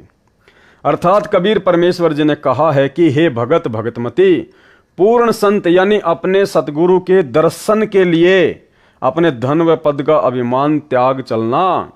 ऐसे संत दर्शन के लिए चलते हैं, उनका प्रत्येक कदम एक एक यज्ञ के तुल्य लाभ देता है। उस समय में पैदल यात्रा ही हुआ करती, घोड़े से या रथ आदि से कोई इक्का दुक्का ही भगत संत के पास जाता था। इसलिए कदम की गणना बताई है। वर्तमान में वाहन से ही यात्रा अधिक है, उनको भी कदम के हिसाब से लाभ मिलेगा, क्योंकि आसाम, मध्य प्रदेश, गुजरात, राजस्थान का दूरिस्तान, बिहार आदि दूर देश प्रदेश से गाड़ी से आना भी खाला जी का घर नहीं है। हिम्मत है उन पुण्यात्माओं की, वह विशेष कृपा है परमेश्वर कबीर जी की उनके ऊपर, जो ऐसे कलयुग में सब कार्य छोड़कर गुरु दर्शन को चल पड़ते हैं। लेकिन गुरु जी के दर्शन भी तो होने चाहिए, दर्शन भी तो होने चाहिए गुरु जी के। महाराष्ट्र के लातूर जिले से 2 बसें भरकर सतगुरु रामपाल जी भगवान के दर्शन करने के लिए हिसार जा रहे थे। 2018 की घटना है। और राजस्थान के नागौर में सुबह 3 बजे एक गाय की टक्कर लगने से उसका एक्सीडेंट हुआ और 13 भक्तों की ऑन द स्पॉट अकाल मौत हुई, जो लोग हिसार तारीख पर जा रहे थे गुरु जी के दर्शन करने के लिए। तो लाभ के बजाय क्या मिला? पुण्य के बजाय क्या मिला? मौत। क्या परमात्मा को मालूम नहीं था? फिर क्यों परमात्मा ने उनकी आपदा नहीं टाली? भाई वो कुछ शादी में थोड़ी जा रहे थे हिसार, वो तो अपने गुरु जी के दर्शन करने के लिए जा रहे थे। हिसार जेल के आगे माथा रगड़ने के लिए जा रहे थे। फिर क्यों अकाल मौत को प्राप्त हो गए? क्योंकि वो मनमाना आचरण था। मनमाना आचरण वो वीडियो दास आपको बहुत बार दिखा चुका है, एक बार अब भी दिखा देता हूं ताकि आपको यकीन हो। नमस्कार, वन इंडिया हिंदी में आपका स्वागत है। राजस्थान के नागौर में शनिवार तड़के बड़ा हादसा हो गया। नागौर के कुचामन सिटी के पास 2 मिनी बसें बेकाबू होकर पेड़ से टकरा गई। इस हादसे में 12 लोगों की मौत हो गई, जबकि दर्जन भर लोग घायल हैं। घायलों को स्थानीय अस्पताल में भर्ती कराया गया है। पुलिस के मुताबिक महाराष्ट्र के लातूर और सोलापुर के लोग 2 मिनी बस में सवार होकर हरियाणा के हिसार जा रहे थे। बस किशनगढ़ हनुमानगढ़ मेगा हाईवे से कुचामन सिटी के पास से गुजर रही थी, तभी सामने लावारिस गौवंश आ गए। इन्हें बचाने की कोशिश में एक मिनी बस बेकाबू हो गई और सड़क किनारे खिजड़ी के पेड़ से जा टकराई। उसके पीछे चल रही बस भी बेकाबू हो गई और पेड़ से टकरा गई। वहीं इस दर्दनाक हादसे में एक बच्ची और 4 महिलाओं समेत 12 लोगों की मौत हो गई। वहीं दोनों बसों में सवार यात्रियों में से 10 लोग घायल हैं, जिनमें से 6 की हालत बेहद गंभीर बताई जा रही है। फिलहाल इस खबर में इतना ही। तमाम अपडेट्स के लिए बने रहिए वन इंडिया हिंदी के साथ। तो भाई और बहनों, वीडियो आपने देख लिया। अब आपको यकीन हो जाना चाहिए कि हम जो भक्ति कर रहे हैं वो सत्य पुरुष की भक्ति कर रहे हैं। ये सौद स्वरूपी राम है। ये शरीर तो केवल एक दिखावा है, असल में ये कबीर परमात्मा है, तेज पुंज की देह है। कहे कबीर, सुनो बे साधो, मैं तो हूं विश्वास में। और जिसको विश्वास नहीं है कि गुरुजी मेरे घर पर नहीं है, गुरुजी तो जेल में बैठे हैं, वो सबसे बड़ा अज्ञानी है। मोकू कहां ढूंढे रे बंदे, मैं तो तेरे पास में। न गर्मी देखते हैं न सर्दी देखते हैं, धन्य है उनके माता पिता जिनसे जन्म लिया। धन्य ये भगत भगतमती जिनमें यह प्रबल प्रेरणा बनी है।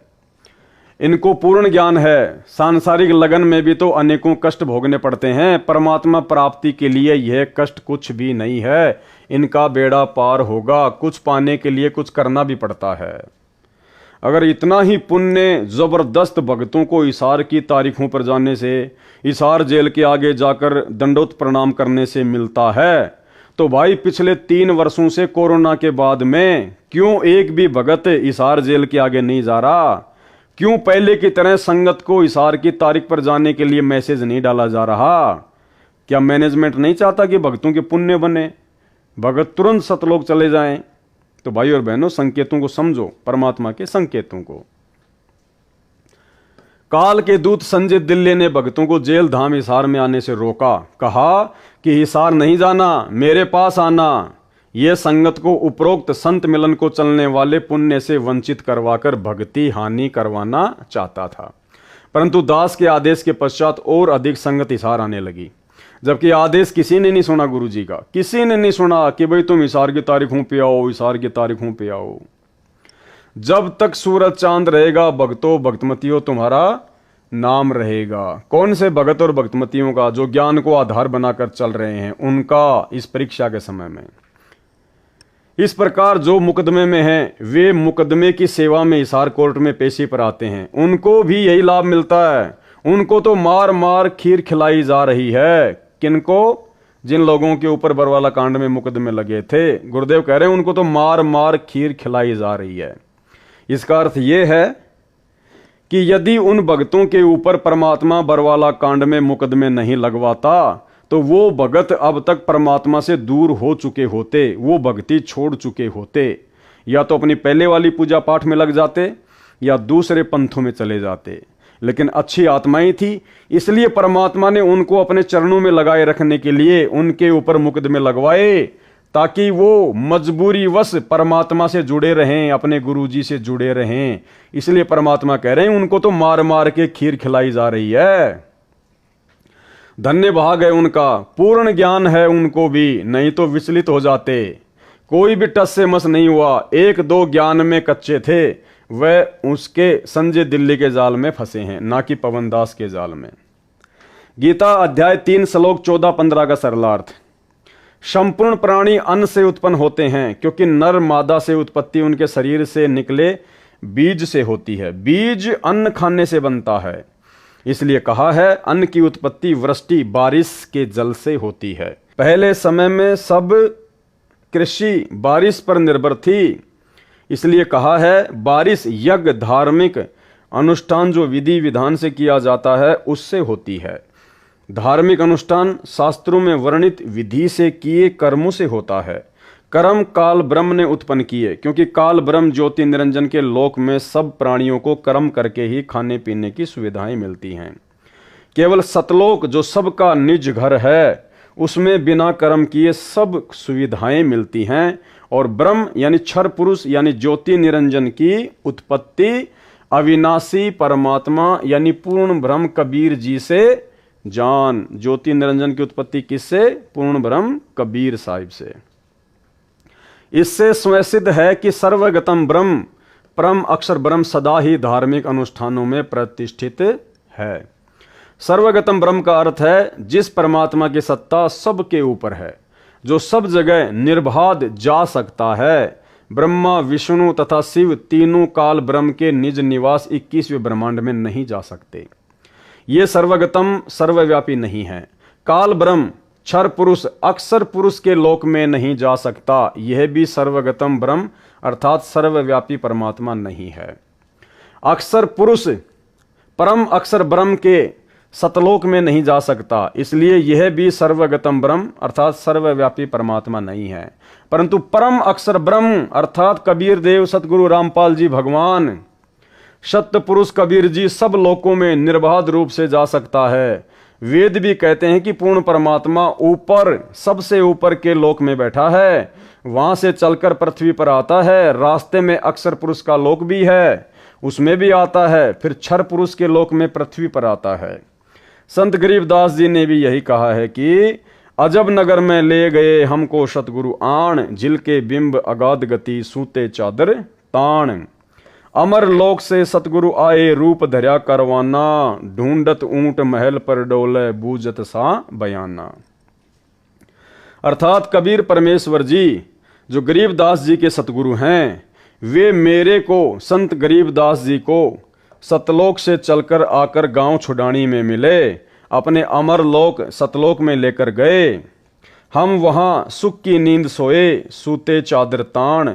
सुल्तान अब्राहिम को भी अमर लोक से सतलोक जो परमात्मा का ऊपर शून्य आकाश में है निवास स्थान है, उससे आए, आकर कारवाना ऊंटों के पाली का रूप बनाकर मिले।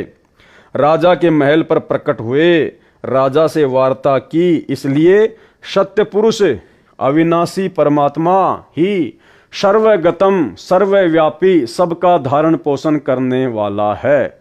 इसलिए सब यज्ञों यानी धार्मिक अनुष्ठानों में इष्ट रूप में मूल रूप से पूज्य है। कौन? कबीर परमात्मा सतगुरु रामपाल जी।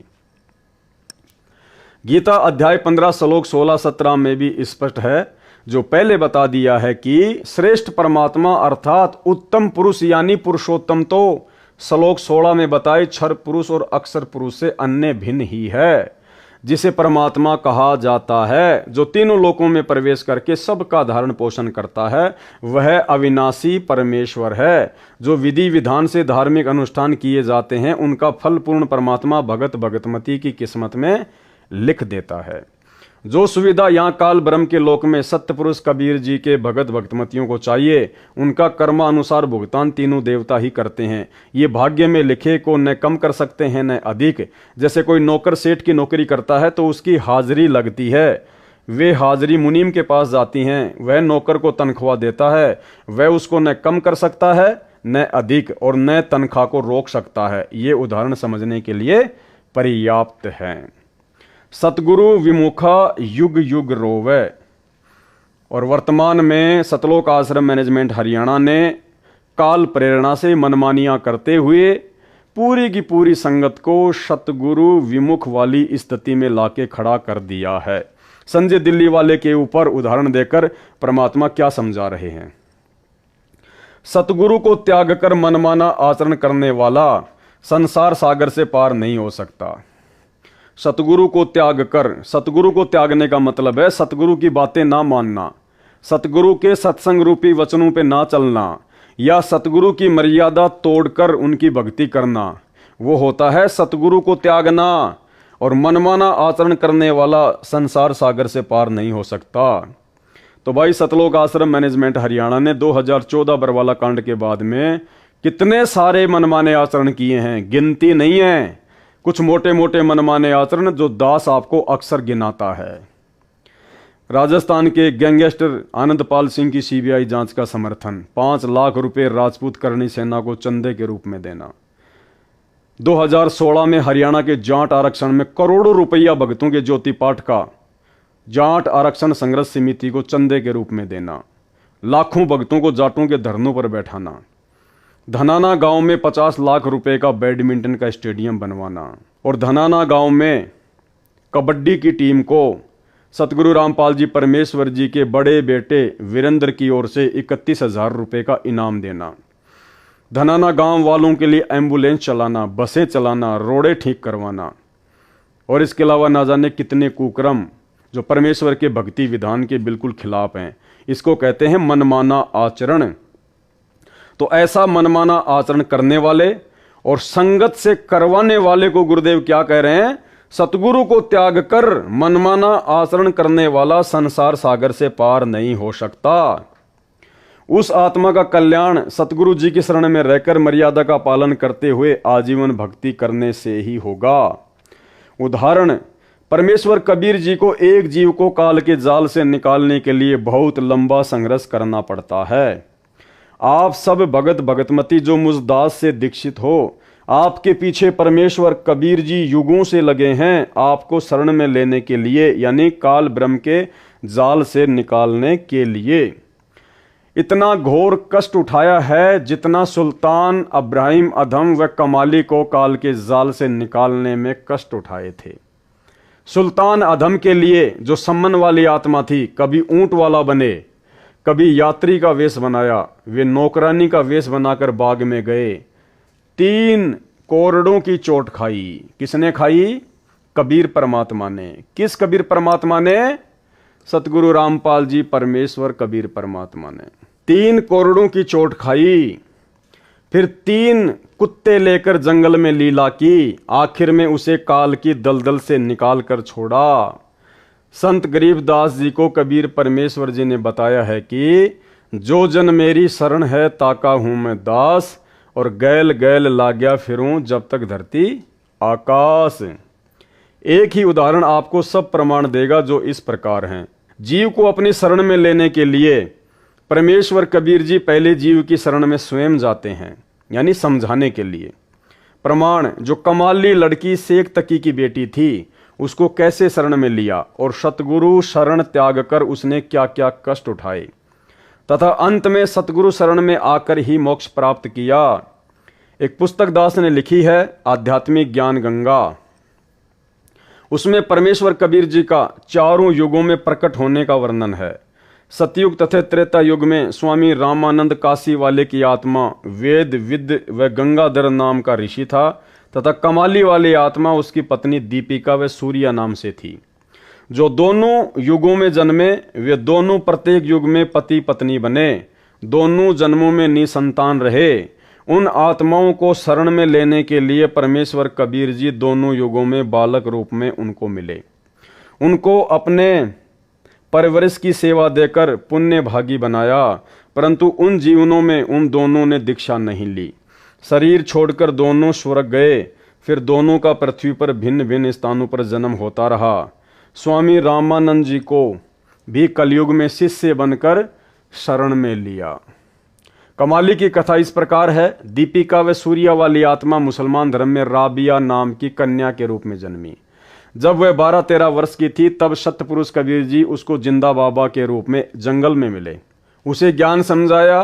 पूर्व जन्म के शुभ संस्कार से, यहाँ पर यह प्रिंटिंग में मिस्टेक हुई है, सतलोक आश्रम मैनेजमेंट हरियाणा के द्वारा। यहाँ पर ये लड़की है, ना कि ये लकड़ी। उसे ज्ञान समझाया। पूर्व जन्म के शुभ संस्कार से लड़की ने शीघ्र ज्ञान समझकर दीक्षा ले ली। 4 वर्ष वह साधना की, फिर धर्म के व्यक्तियों के दबाव से त्याग दी। मुसलमान धर्म वाली साधना करने लगी। पूरी कथा आप पुस्तक आध्यात्मिक ज्ञान गंगा तथा पुस्तक कबीर परमेश्वर में पढ़ें। यहाँ केवल उसी प्रसंग पर चर्चा करूंगा जो आप जी को समझाना चाहता हूं। राबिया गुरुद्रोही नहीं हुई, गुरु विमुख हो गई, यानी गुरु जी को त्याग दिया, यानी उनके द्वारा बताई सत्य साधना किसी कारण से त्याग दी, जिस कारण से उसको पूर्व जन्मों में की बाल भगवान कबीर जी की सेवा तथा राबी वाले जन्म में 4 वर्ष की सत्य साधना से 3 मानव जन्म और मिले। राबिया वाले जन्म में विवाह हुआ, परंतु पति से मिलन भी नहीं किया। आजीवन ब्रह्मचार्य का पालन किया। मक्का धाम की हज यात्रा के दौरान मार्ग में एक कुतिया जो प्यास से मरने वाली थी को कुएं से जल निकाल कर पिलाया, उसकी जान बचाई। कुएं की बाल्टी कुएं में गिरी थी, यानी बाहर नहीं थी। राबिया ने अपने सिर के बाल उखाड़े, उसकी रस्सी बनाई, अपने शरीर के वस्त्र उतार कर रस्सी से बांधे, कुएं में वस्त्र भिगो भिगो कर कुतिया की प्यास बुझाई। सिर से रक्त निकला, उसे वस्त्रों के जल से साफ किया। गीले वस्त्र पहने यात्रा पर पैदल जा रही थी, चलने लगी। उसी समय मक्का वाला मंदिर उड़कर कुएं के साथ लगकर खड़ा हो गया। राबिया तो चली ही मक्के के लिए थी। तुरंत मक्के में प्रवेश किया। मक्का हवाई जहाज की तरह उड़ चला, उसी स्थान पर स्थापित हो गया। पूरे मुसलमान समाज में राबिया की भक्ति की चर्चा हुई। सबने मान लिया कि राबिया तो सीधी स्वर्ग बहिशत में जाएगी, परंतु ऐसा नहीं हुआ। संत गरीबदास जी ने बताया है कि गोरख से ज्ञानी घणे, सुखदेव जति जिहान, सीता सी बहु भारिया, संत दूर अस्तान। अर्थात गोरखनाथ जी परमात्मा कबीर जी से ज्ञान सुनकर मान बैठा था कि मेरे समान कोई ज्ञानी नहीं, परंतु पार नहीं हुआ क्योंकि उसको निज नाम नहीं मिला। परमेश्वर कबीर जी ने कहा कि 33 अरब ज्ञान हम भाखा, मूल ज्ञान हम गुप्त ही राखा। सुखदेव ऋषि जैसे जति पुरुष दुनिया भर के हैं, यानी अनेकों हैं जो केवल अपनी पत्नी तक ही सीमित रहे हैं तथा पर स्त्री को कभी नहीं छुआ। सीता जैसी भारिया पत्नी बहुत हैं जो अपने पति के अतिरिक्त अन्य पुरुष में सौपन में भी आस्था नहीं करती।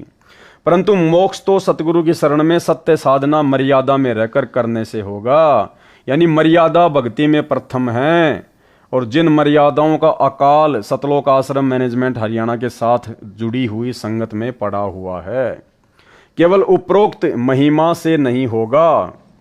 तुम जो ये काम कर रहे हो ना, मर्यादा तोड़कर जगत वालों का साथ देना, धनाना वालों का साथ देना, स्टेडियम बनाना, बसें चलाना, एम्बुलेंस चलाना, तो गुरुदेव कहते हैं कि तुम्हारी फोकट समाज में महिमा बन जाएगी, लेकिन उपरोक्त महिमा से नहीं होगा। क्या मोक्ष नहीं होगा तुम्हारा? मोक्ष तो मर्यादा में रहकर गुरु जी के वचन में चलने से ही होगा।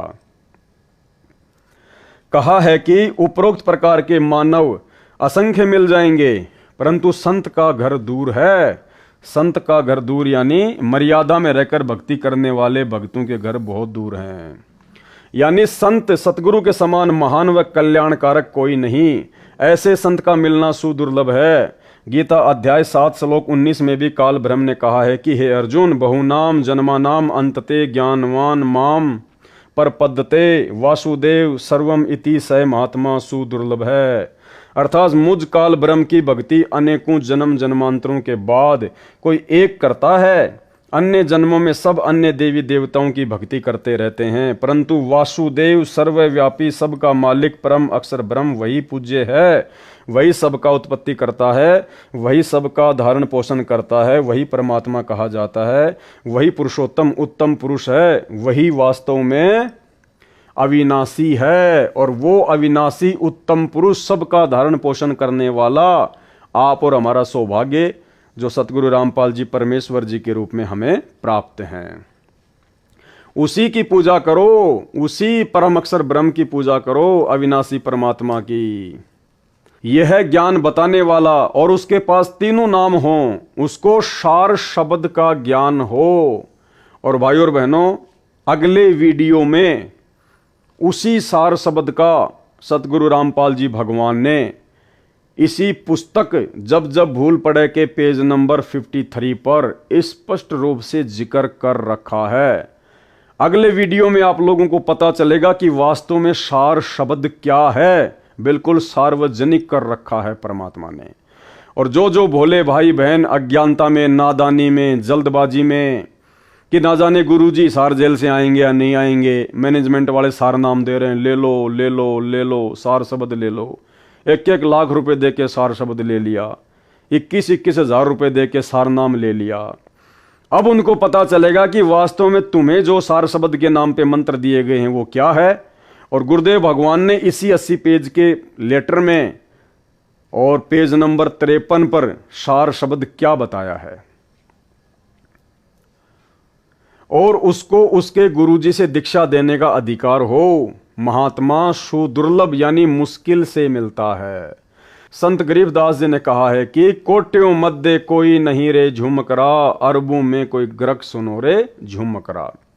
अर्थात संत गरीबदास जी ने एक झुमकरा नामक जिज्ञासु को बताया कि जो ज्ञान वर्तमान में मेरे पास है, जो मेरे सतगुरु कबीर जी ने बताया है, वह ज्ञान तथा संपूर्ण मोक्ष मंत्र व नाम देने का अधिकार मेरे गुरु जी ने मुझे दिया है। ऐसा संत तेरे को करोड़ों में नहीं मिलेगा, कोई अरबों व्यक्तियों में एक मिलेगा जो गर्क हो, यानी संपूर्ण ज्ञान हो, पूर्ण मोक्ष मंत्र हो, तथा दीक्षा देने का अधिकार हो। वह गरक भक्ति का धनी है। हरियाणा की भाषा में कहा जाता है कि यह व्यक्ति धन में गरक है, यानी घना धनवान है। जो अच्छा पहलवान हो उसे भी कहते हैं कि हांगे में गरक है, यानी बहुत ताकतवर है। वह संत वर्तमान में दास रामपाल दास है, क्योंकि वो गरक ज्ञान में, हांगे में, ताकत में, बुद्धि में केवल एक ही हो सकता है, कबीर परमात्मा। और वही कबीर परमात्मा आप और हमारा सौभाग्य, जो सतगुरु रामपाल जी परमेश्वर जी के रूप में धरती पर प्रकट हैं। सतगुरु कबीर जी स्वयं संत बने। अब देखना, संकेत भी कर दिया परमात्मा ने। यहां तो लिख दिया कि वह संत वर्तमान में दास रामपाल दास है। अब आगे संकेत भी कर दिया, सतगुरु कबीर जी स्वयं ही संत बने थे, स्वयं ही सतपुरुष के अवतार बने, यानी स्वयं सतपुरुष हैं। संत, सतगुरु तथा साहिब में कोई अंतर नहीं होता है। तो आज हमारे गुरुदेव भगवान सतगुरु की भूमिका में भी हैं, क्योंकि हमारे सतगुरु हैं, हमें नामोपदेश दे रहे हैं। संत की भूमिका में भी हैं, क्योंकि हम कहते हैं कि संत रामपाल जी महाराज, संत रामपाल जी महाराज। भगत की भूमिका में भी हैं, क्योंकि 17 फरवरी 1988 को आदरणीय राम देवानंद जी से इन्होंने नाम दीक्षा ली लोक दिखावे में। तो सतगुरुदेव भगवान स्वयं परमात्मा तो हैं ही हैं, साहिब तो हैं ही हैं, संत की भूमिका में भी हैं, साधु की भूमिका में भी हैं, सतगुरु की भूमिका में भी हैं और सत्य पुरुष भी हैं। तो यहाँ गुरुदेव ने इशारा कर दिया कि वो कबीर परमात्मा, वो सतगुरु कबीर जी जो स्वयं ही संत बनते हैं, सतपुरुष बनते हैं, सतगुरु बनते हैं, उसमें और साहिब में यानी परमात्मा में कोई अंतर नहीं होता है। इसीलिए हम सत्सेवक भाई बहनों ने परमेश्वर जी के इसी प्रकार के सत्संगों को आधार बनाकर, इसी प्रकार के वचनों को आधार बनाकर इस कागज की काल्पनिक कबीर जी की फोटो को अपने घर से बाहर निकाल दिया है। क्योंकि जब सारे के सारे गुण हमारे गुरुदेव भगवान में हैं, एक कै साधें सब सदें, सब साधें सब जाए, और माली सींचे मूल को फले फुले अगाए, तो फिर हमें भला इस कागज के टुकड़े की कबीर जी की कही जाने वाली काल्पनिक हाथ से बनाई हुई बनावटी फोटो की क्या आवश्यकता है। सतगुरु कबीर जी स्वयं संत बने थे, स्वयं ही सत्य पुरुष के अवतार बने, यानी स्वयं सतपुरुष हैं। संत, सतगुरु तथा साहिब में कोई अंतर नहीं होता है। गरीब सतगुरु, संत और अवतारा, तीन कला एक दरबारा, यानी उस कबीर परमात्मा के दरबार में सारे रोल वो परमात्मा स्वयं ही निभाता है। एक दरबारा, तीन कला एक दरबारा, यानी सतगुरु भी वही बनता है, संत भी वही बनता है, अवतार रूप में भी वो ही आता है। और इसीलिए परमात्मा रोज हमें नित्य नियम में पढ़ाते हैं कि सतगुरु साहिब एक शरीरा और सतगुरु बिना न लागे तीरा। और साहिब से सतगुरु भय, फिर सतगुरु से भय संत, और धर धर वेख विशाल अंग, ये खेल आदि और अंत। गरीब साहिब से सतगुरु भय, सतगुरु से भय संत, धर धर वेख विशाल अंग, खेल आदि और अंत।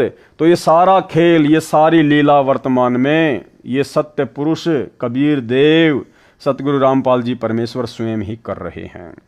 अर्थात कबीर परमेश्वर जी परमेश्वर से सतगुरु तथा संत बने, वे भिन्न रूपों में स्वयं ही आदि अंत सदा ही लीला करते हैं। भगत कबीर व दास कबीर भी वही होते हैं, यानी एक ही समय में आदि अंत सदा ही लीला करते हैं। भगत कबीर व दास कबीर भी वही होते हैं। तो रामपाल दास और सतगुरु रामपाल जी भगवान भी एक ही होते हैं। यानी आज हमारे गुरुदेव ने एक भगत की भूमिका भी निभाई।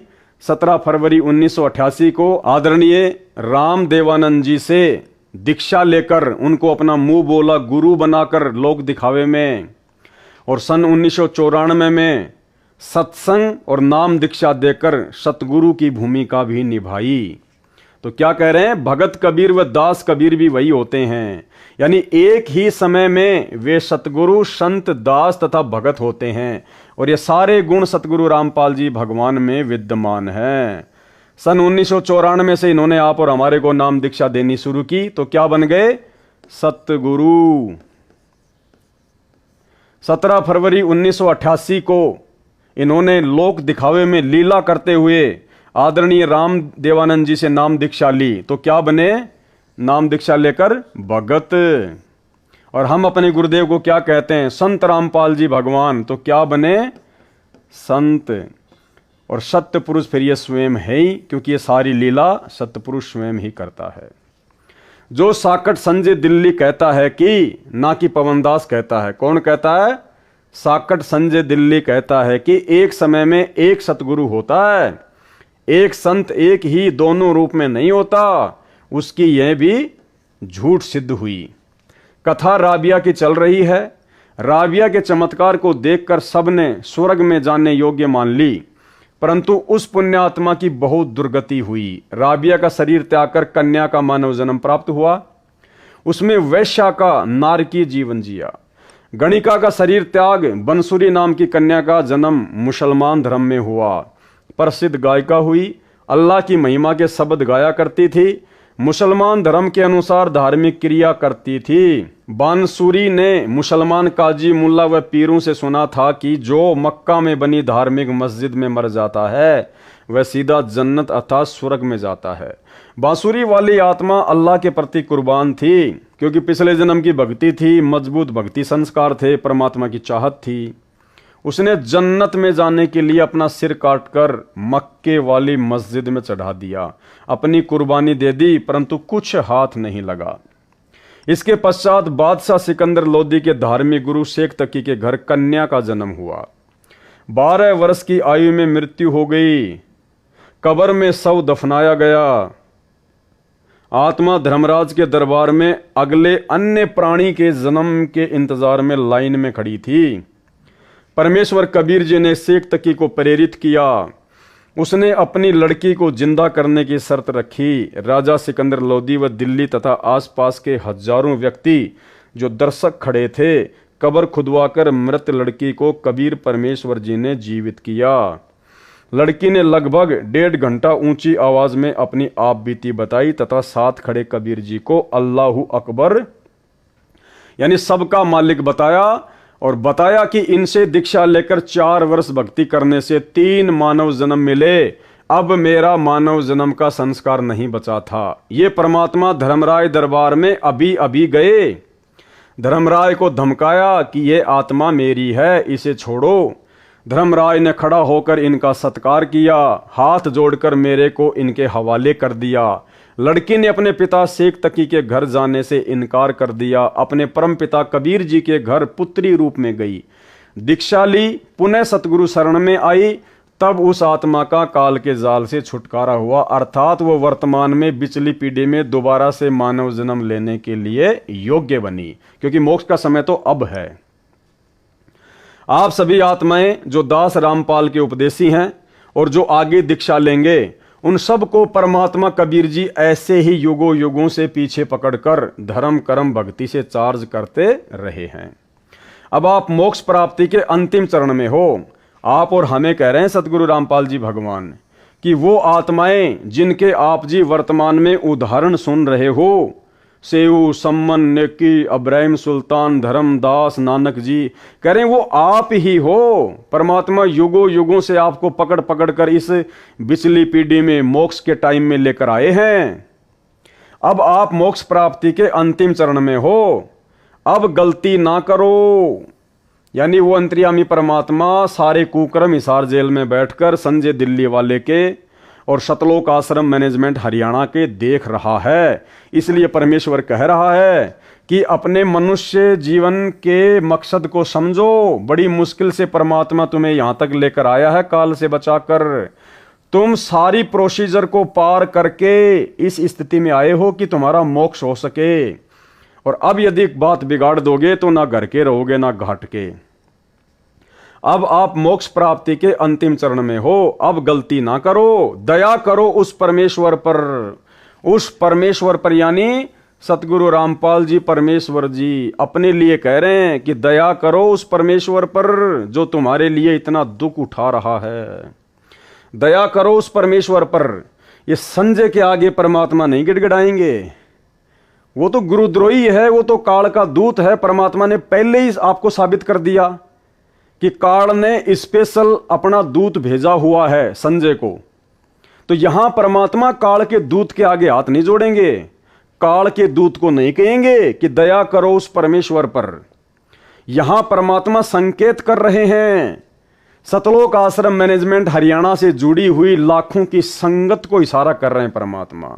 मैनेजमेंट वालों को भी नहीं कह रहे, क्योंकि मैनेजमेंट वाले भी पक्के काल के दूत हैं। यहां परमेश्वर अपनी प्यारी संगत को, जो नादानी और अज्ञानता में साध संगति की वीडियो ना देखकर सतलोक आश्रम मैनेजमेंट हरियाणा के मनमाने पाखंड में फंसी हुई है, तो क्या कहा परमेश्वर जी ने, अब आप मोक्ष प्राप्ति के अंतिम चरण में हो, अब गलती ना करो, दया करो उस परमेश्वर पर। यानी स्वयं गुरु जी अपने लिए कह रहे हैं कि मुझ पर दया करो। आगे आपको इसी पुस्तक में 2-3 छोटे छोटे लेटर और हैं जो गुरुदेव ने ऐड कर रखे हैं। वो लेटर जब आप पढ़ोगे तब आपको पता चलेगा। गुरुजी स्पष्ट रूप से सतलोक आश्रम मैनेजमेंट हरियाणा वालों से हाथ जोड़ रहे हैं कि मुझ रामपाल दास पर रहम करो, दया करो। गरीब लख भर सूरा जूझ ही, लख भर सावंत दे, और लख भर यति जिहान में तब सतगुरु शरणा ले। यानी हम इतने मानव जन्म प्राप्त करके, ऐसे ऐसे विशेष मानव जन्म भी हमने प्राप्त किए हैं, तब कहीं जाकर हमारे को सतगुरु की शरण मिलती है। लख भर सूरा जूझ ही, सूरा यानी सूरवीर, जो युद्ध के मैदान में मर जाएगा लेकिन पीछे नहीं हटता, उसको कहते हैं सूरवीर। जो दूसरों के ऊपर होते हुए जुल्मों को, अत्याचारों को देख नहीं सकता, सहन नहीं कर सकता, उसको कहते हैं सूरवीर। तो गुरुदेव भगवान कह रहे हैं कि आप कोई सामान्य आत्माएं नहीं हो। लख भर आपने लाखों बार ऐसे सूरवीर महापुरुषों के जन्म प्राप्त किए हैं। और लख भर सावंत दे, सावंत दे परमात्मा ने उस व्यक्ति को बताया जिसके दोनों हाथ या एक हाथ घुटने से नीचे तक होता है, उसको सावंत दे प्राणी कहते हैं। श्री रामचंद्र जी, दशरथ पुत्र श्री रामचंद्र जी सावंत दे थे। तो गुरुदेव कह रहे हैं कि तुमने ऐसे ऐसे भी लाखों जन्म प्राप्त किए हैं, क्योंकि सावंत दे उसको प्राप्त होती है जिसके पास में भक्ति धन बहुत ज्यादा होता है। और लख भर यति जिहान में, यति वो पुरुष होता है जो अपनी स्त्री के अलावा किसी और की तरफ गंदी नजरों से नहीं देखता है, जैसे सुखदेव ऋषि और राजा रामचंद्र जी का भाई लक्ष्मण। तब सतगुरु शरणा ले, यानी तुम इतने संघर्ष कर चुके हो, ऐसे ऐसे महान महान महापुरुषों के तुम जन्म प्राप्त कर चुके हो, तब कहीं जाके उस पूर्ण ब्रह्म परमात्मा कबीर देव जी की, जो धरती पर सतगुरु रूप में आता है, उसकी शरण प्राप्त होती है।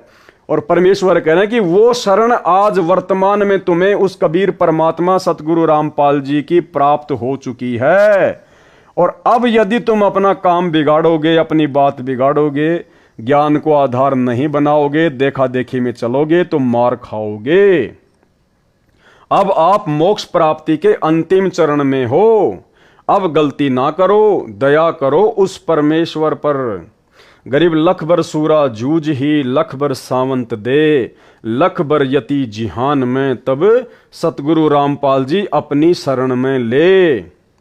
अर्थात पूर्व जन्म की धार्मिक कर्मी आत्मा सूरवीर होती है। सूरवीर कोई बुराई नहीं करता, निर्बल को नहीं सताता, अन्यायी बलवान से कभी नहीं डरता, अन्याय न करता है न सहन करता है, आन बान शान के लिए, देश के लिए, कौम के लिए कुर्बान हो जाता है, उल्टा कदम नहीं रखता। ऐसी आत्मा लाख जन्मों में रही हो और जो सावंत देह वाला होता है उसके एक या दोनों हाथ घुटनों से नीचे तक लंबे होते हैं, वह भी महापुण्य आत्मा होता है। ऐसी आत्मा लाख जन्मों में रही हो, और जो आत्मा लाख जन्मों में जती रही हो, ऐसी आत्मा को परमेश्वर कबीर जी, सतगुरु रामपाल जी भगवान जी अपनी शरण में लेते हैं। आप जो दास से उपदेश प्राप्त हो, कौन? आप और हम सभी भगत भाई बहन। गुरुदेव क्या कह रहे हैं?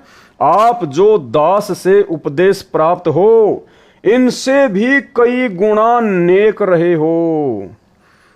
यानी लख बर सूरा जूझ ही, लख बर सावंत दे, लख बर यति जहान में, इनसे भी कई गुणा ज्यादा नेक आत्माएं आप और हम रह चुकी हैं, जिनको आज गुरुदेव भगवान ने अपनी शरण में लिया।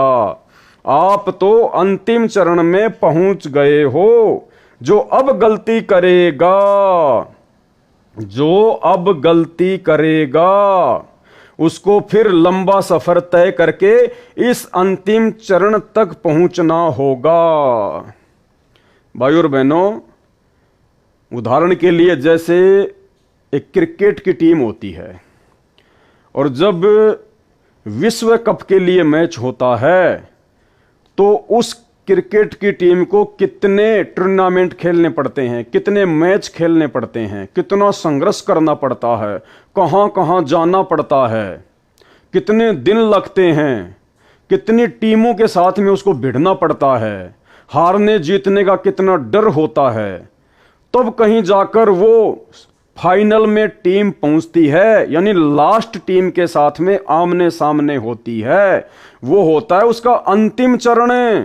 इतने संघर्ष के बाद, इतनी टीमों को हराने के बाद, इतने दुख उठाने के बाद, इतनी चोटें खाने के बाद, इतने दर्द सहन करने के बाद वो फाइनल में पहुंच गई, अंतिम चरण में।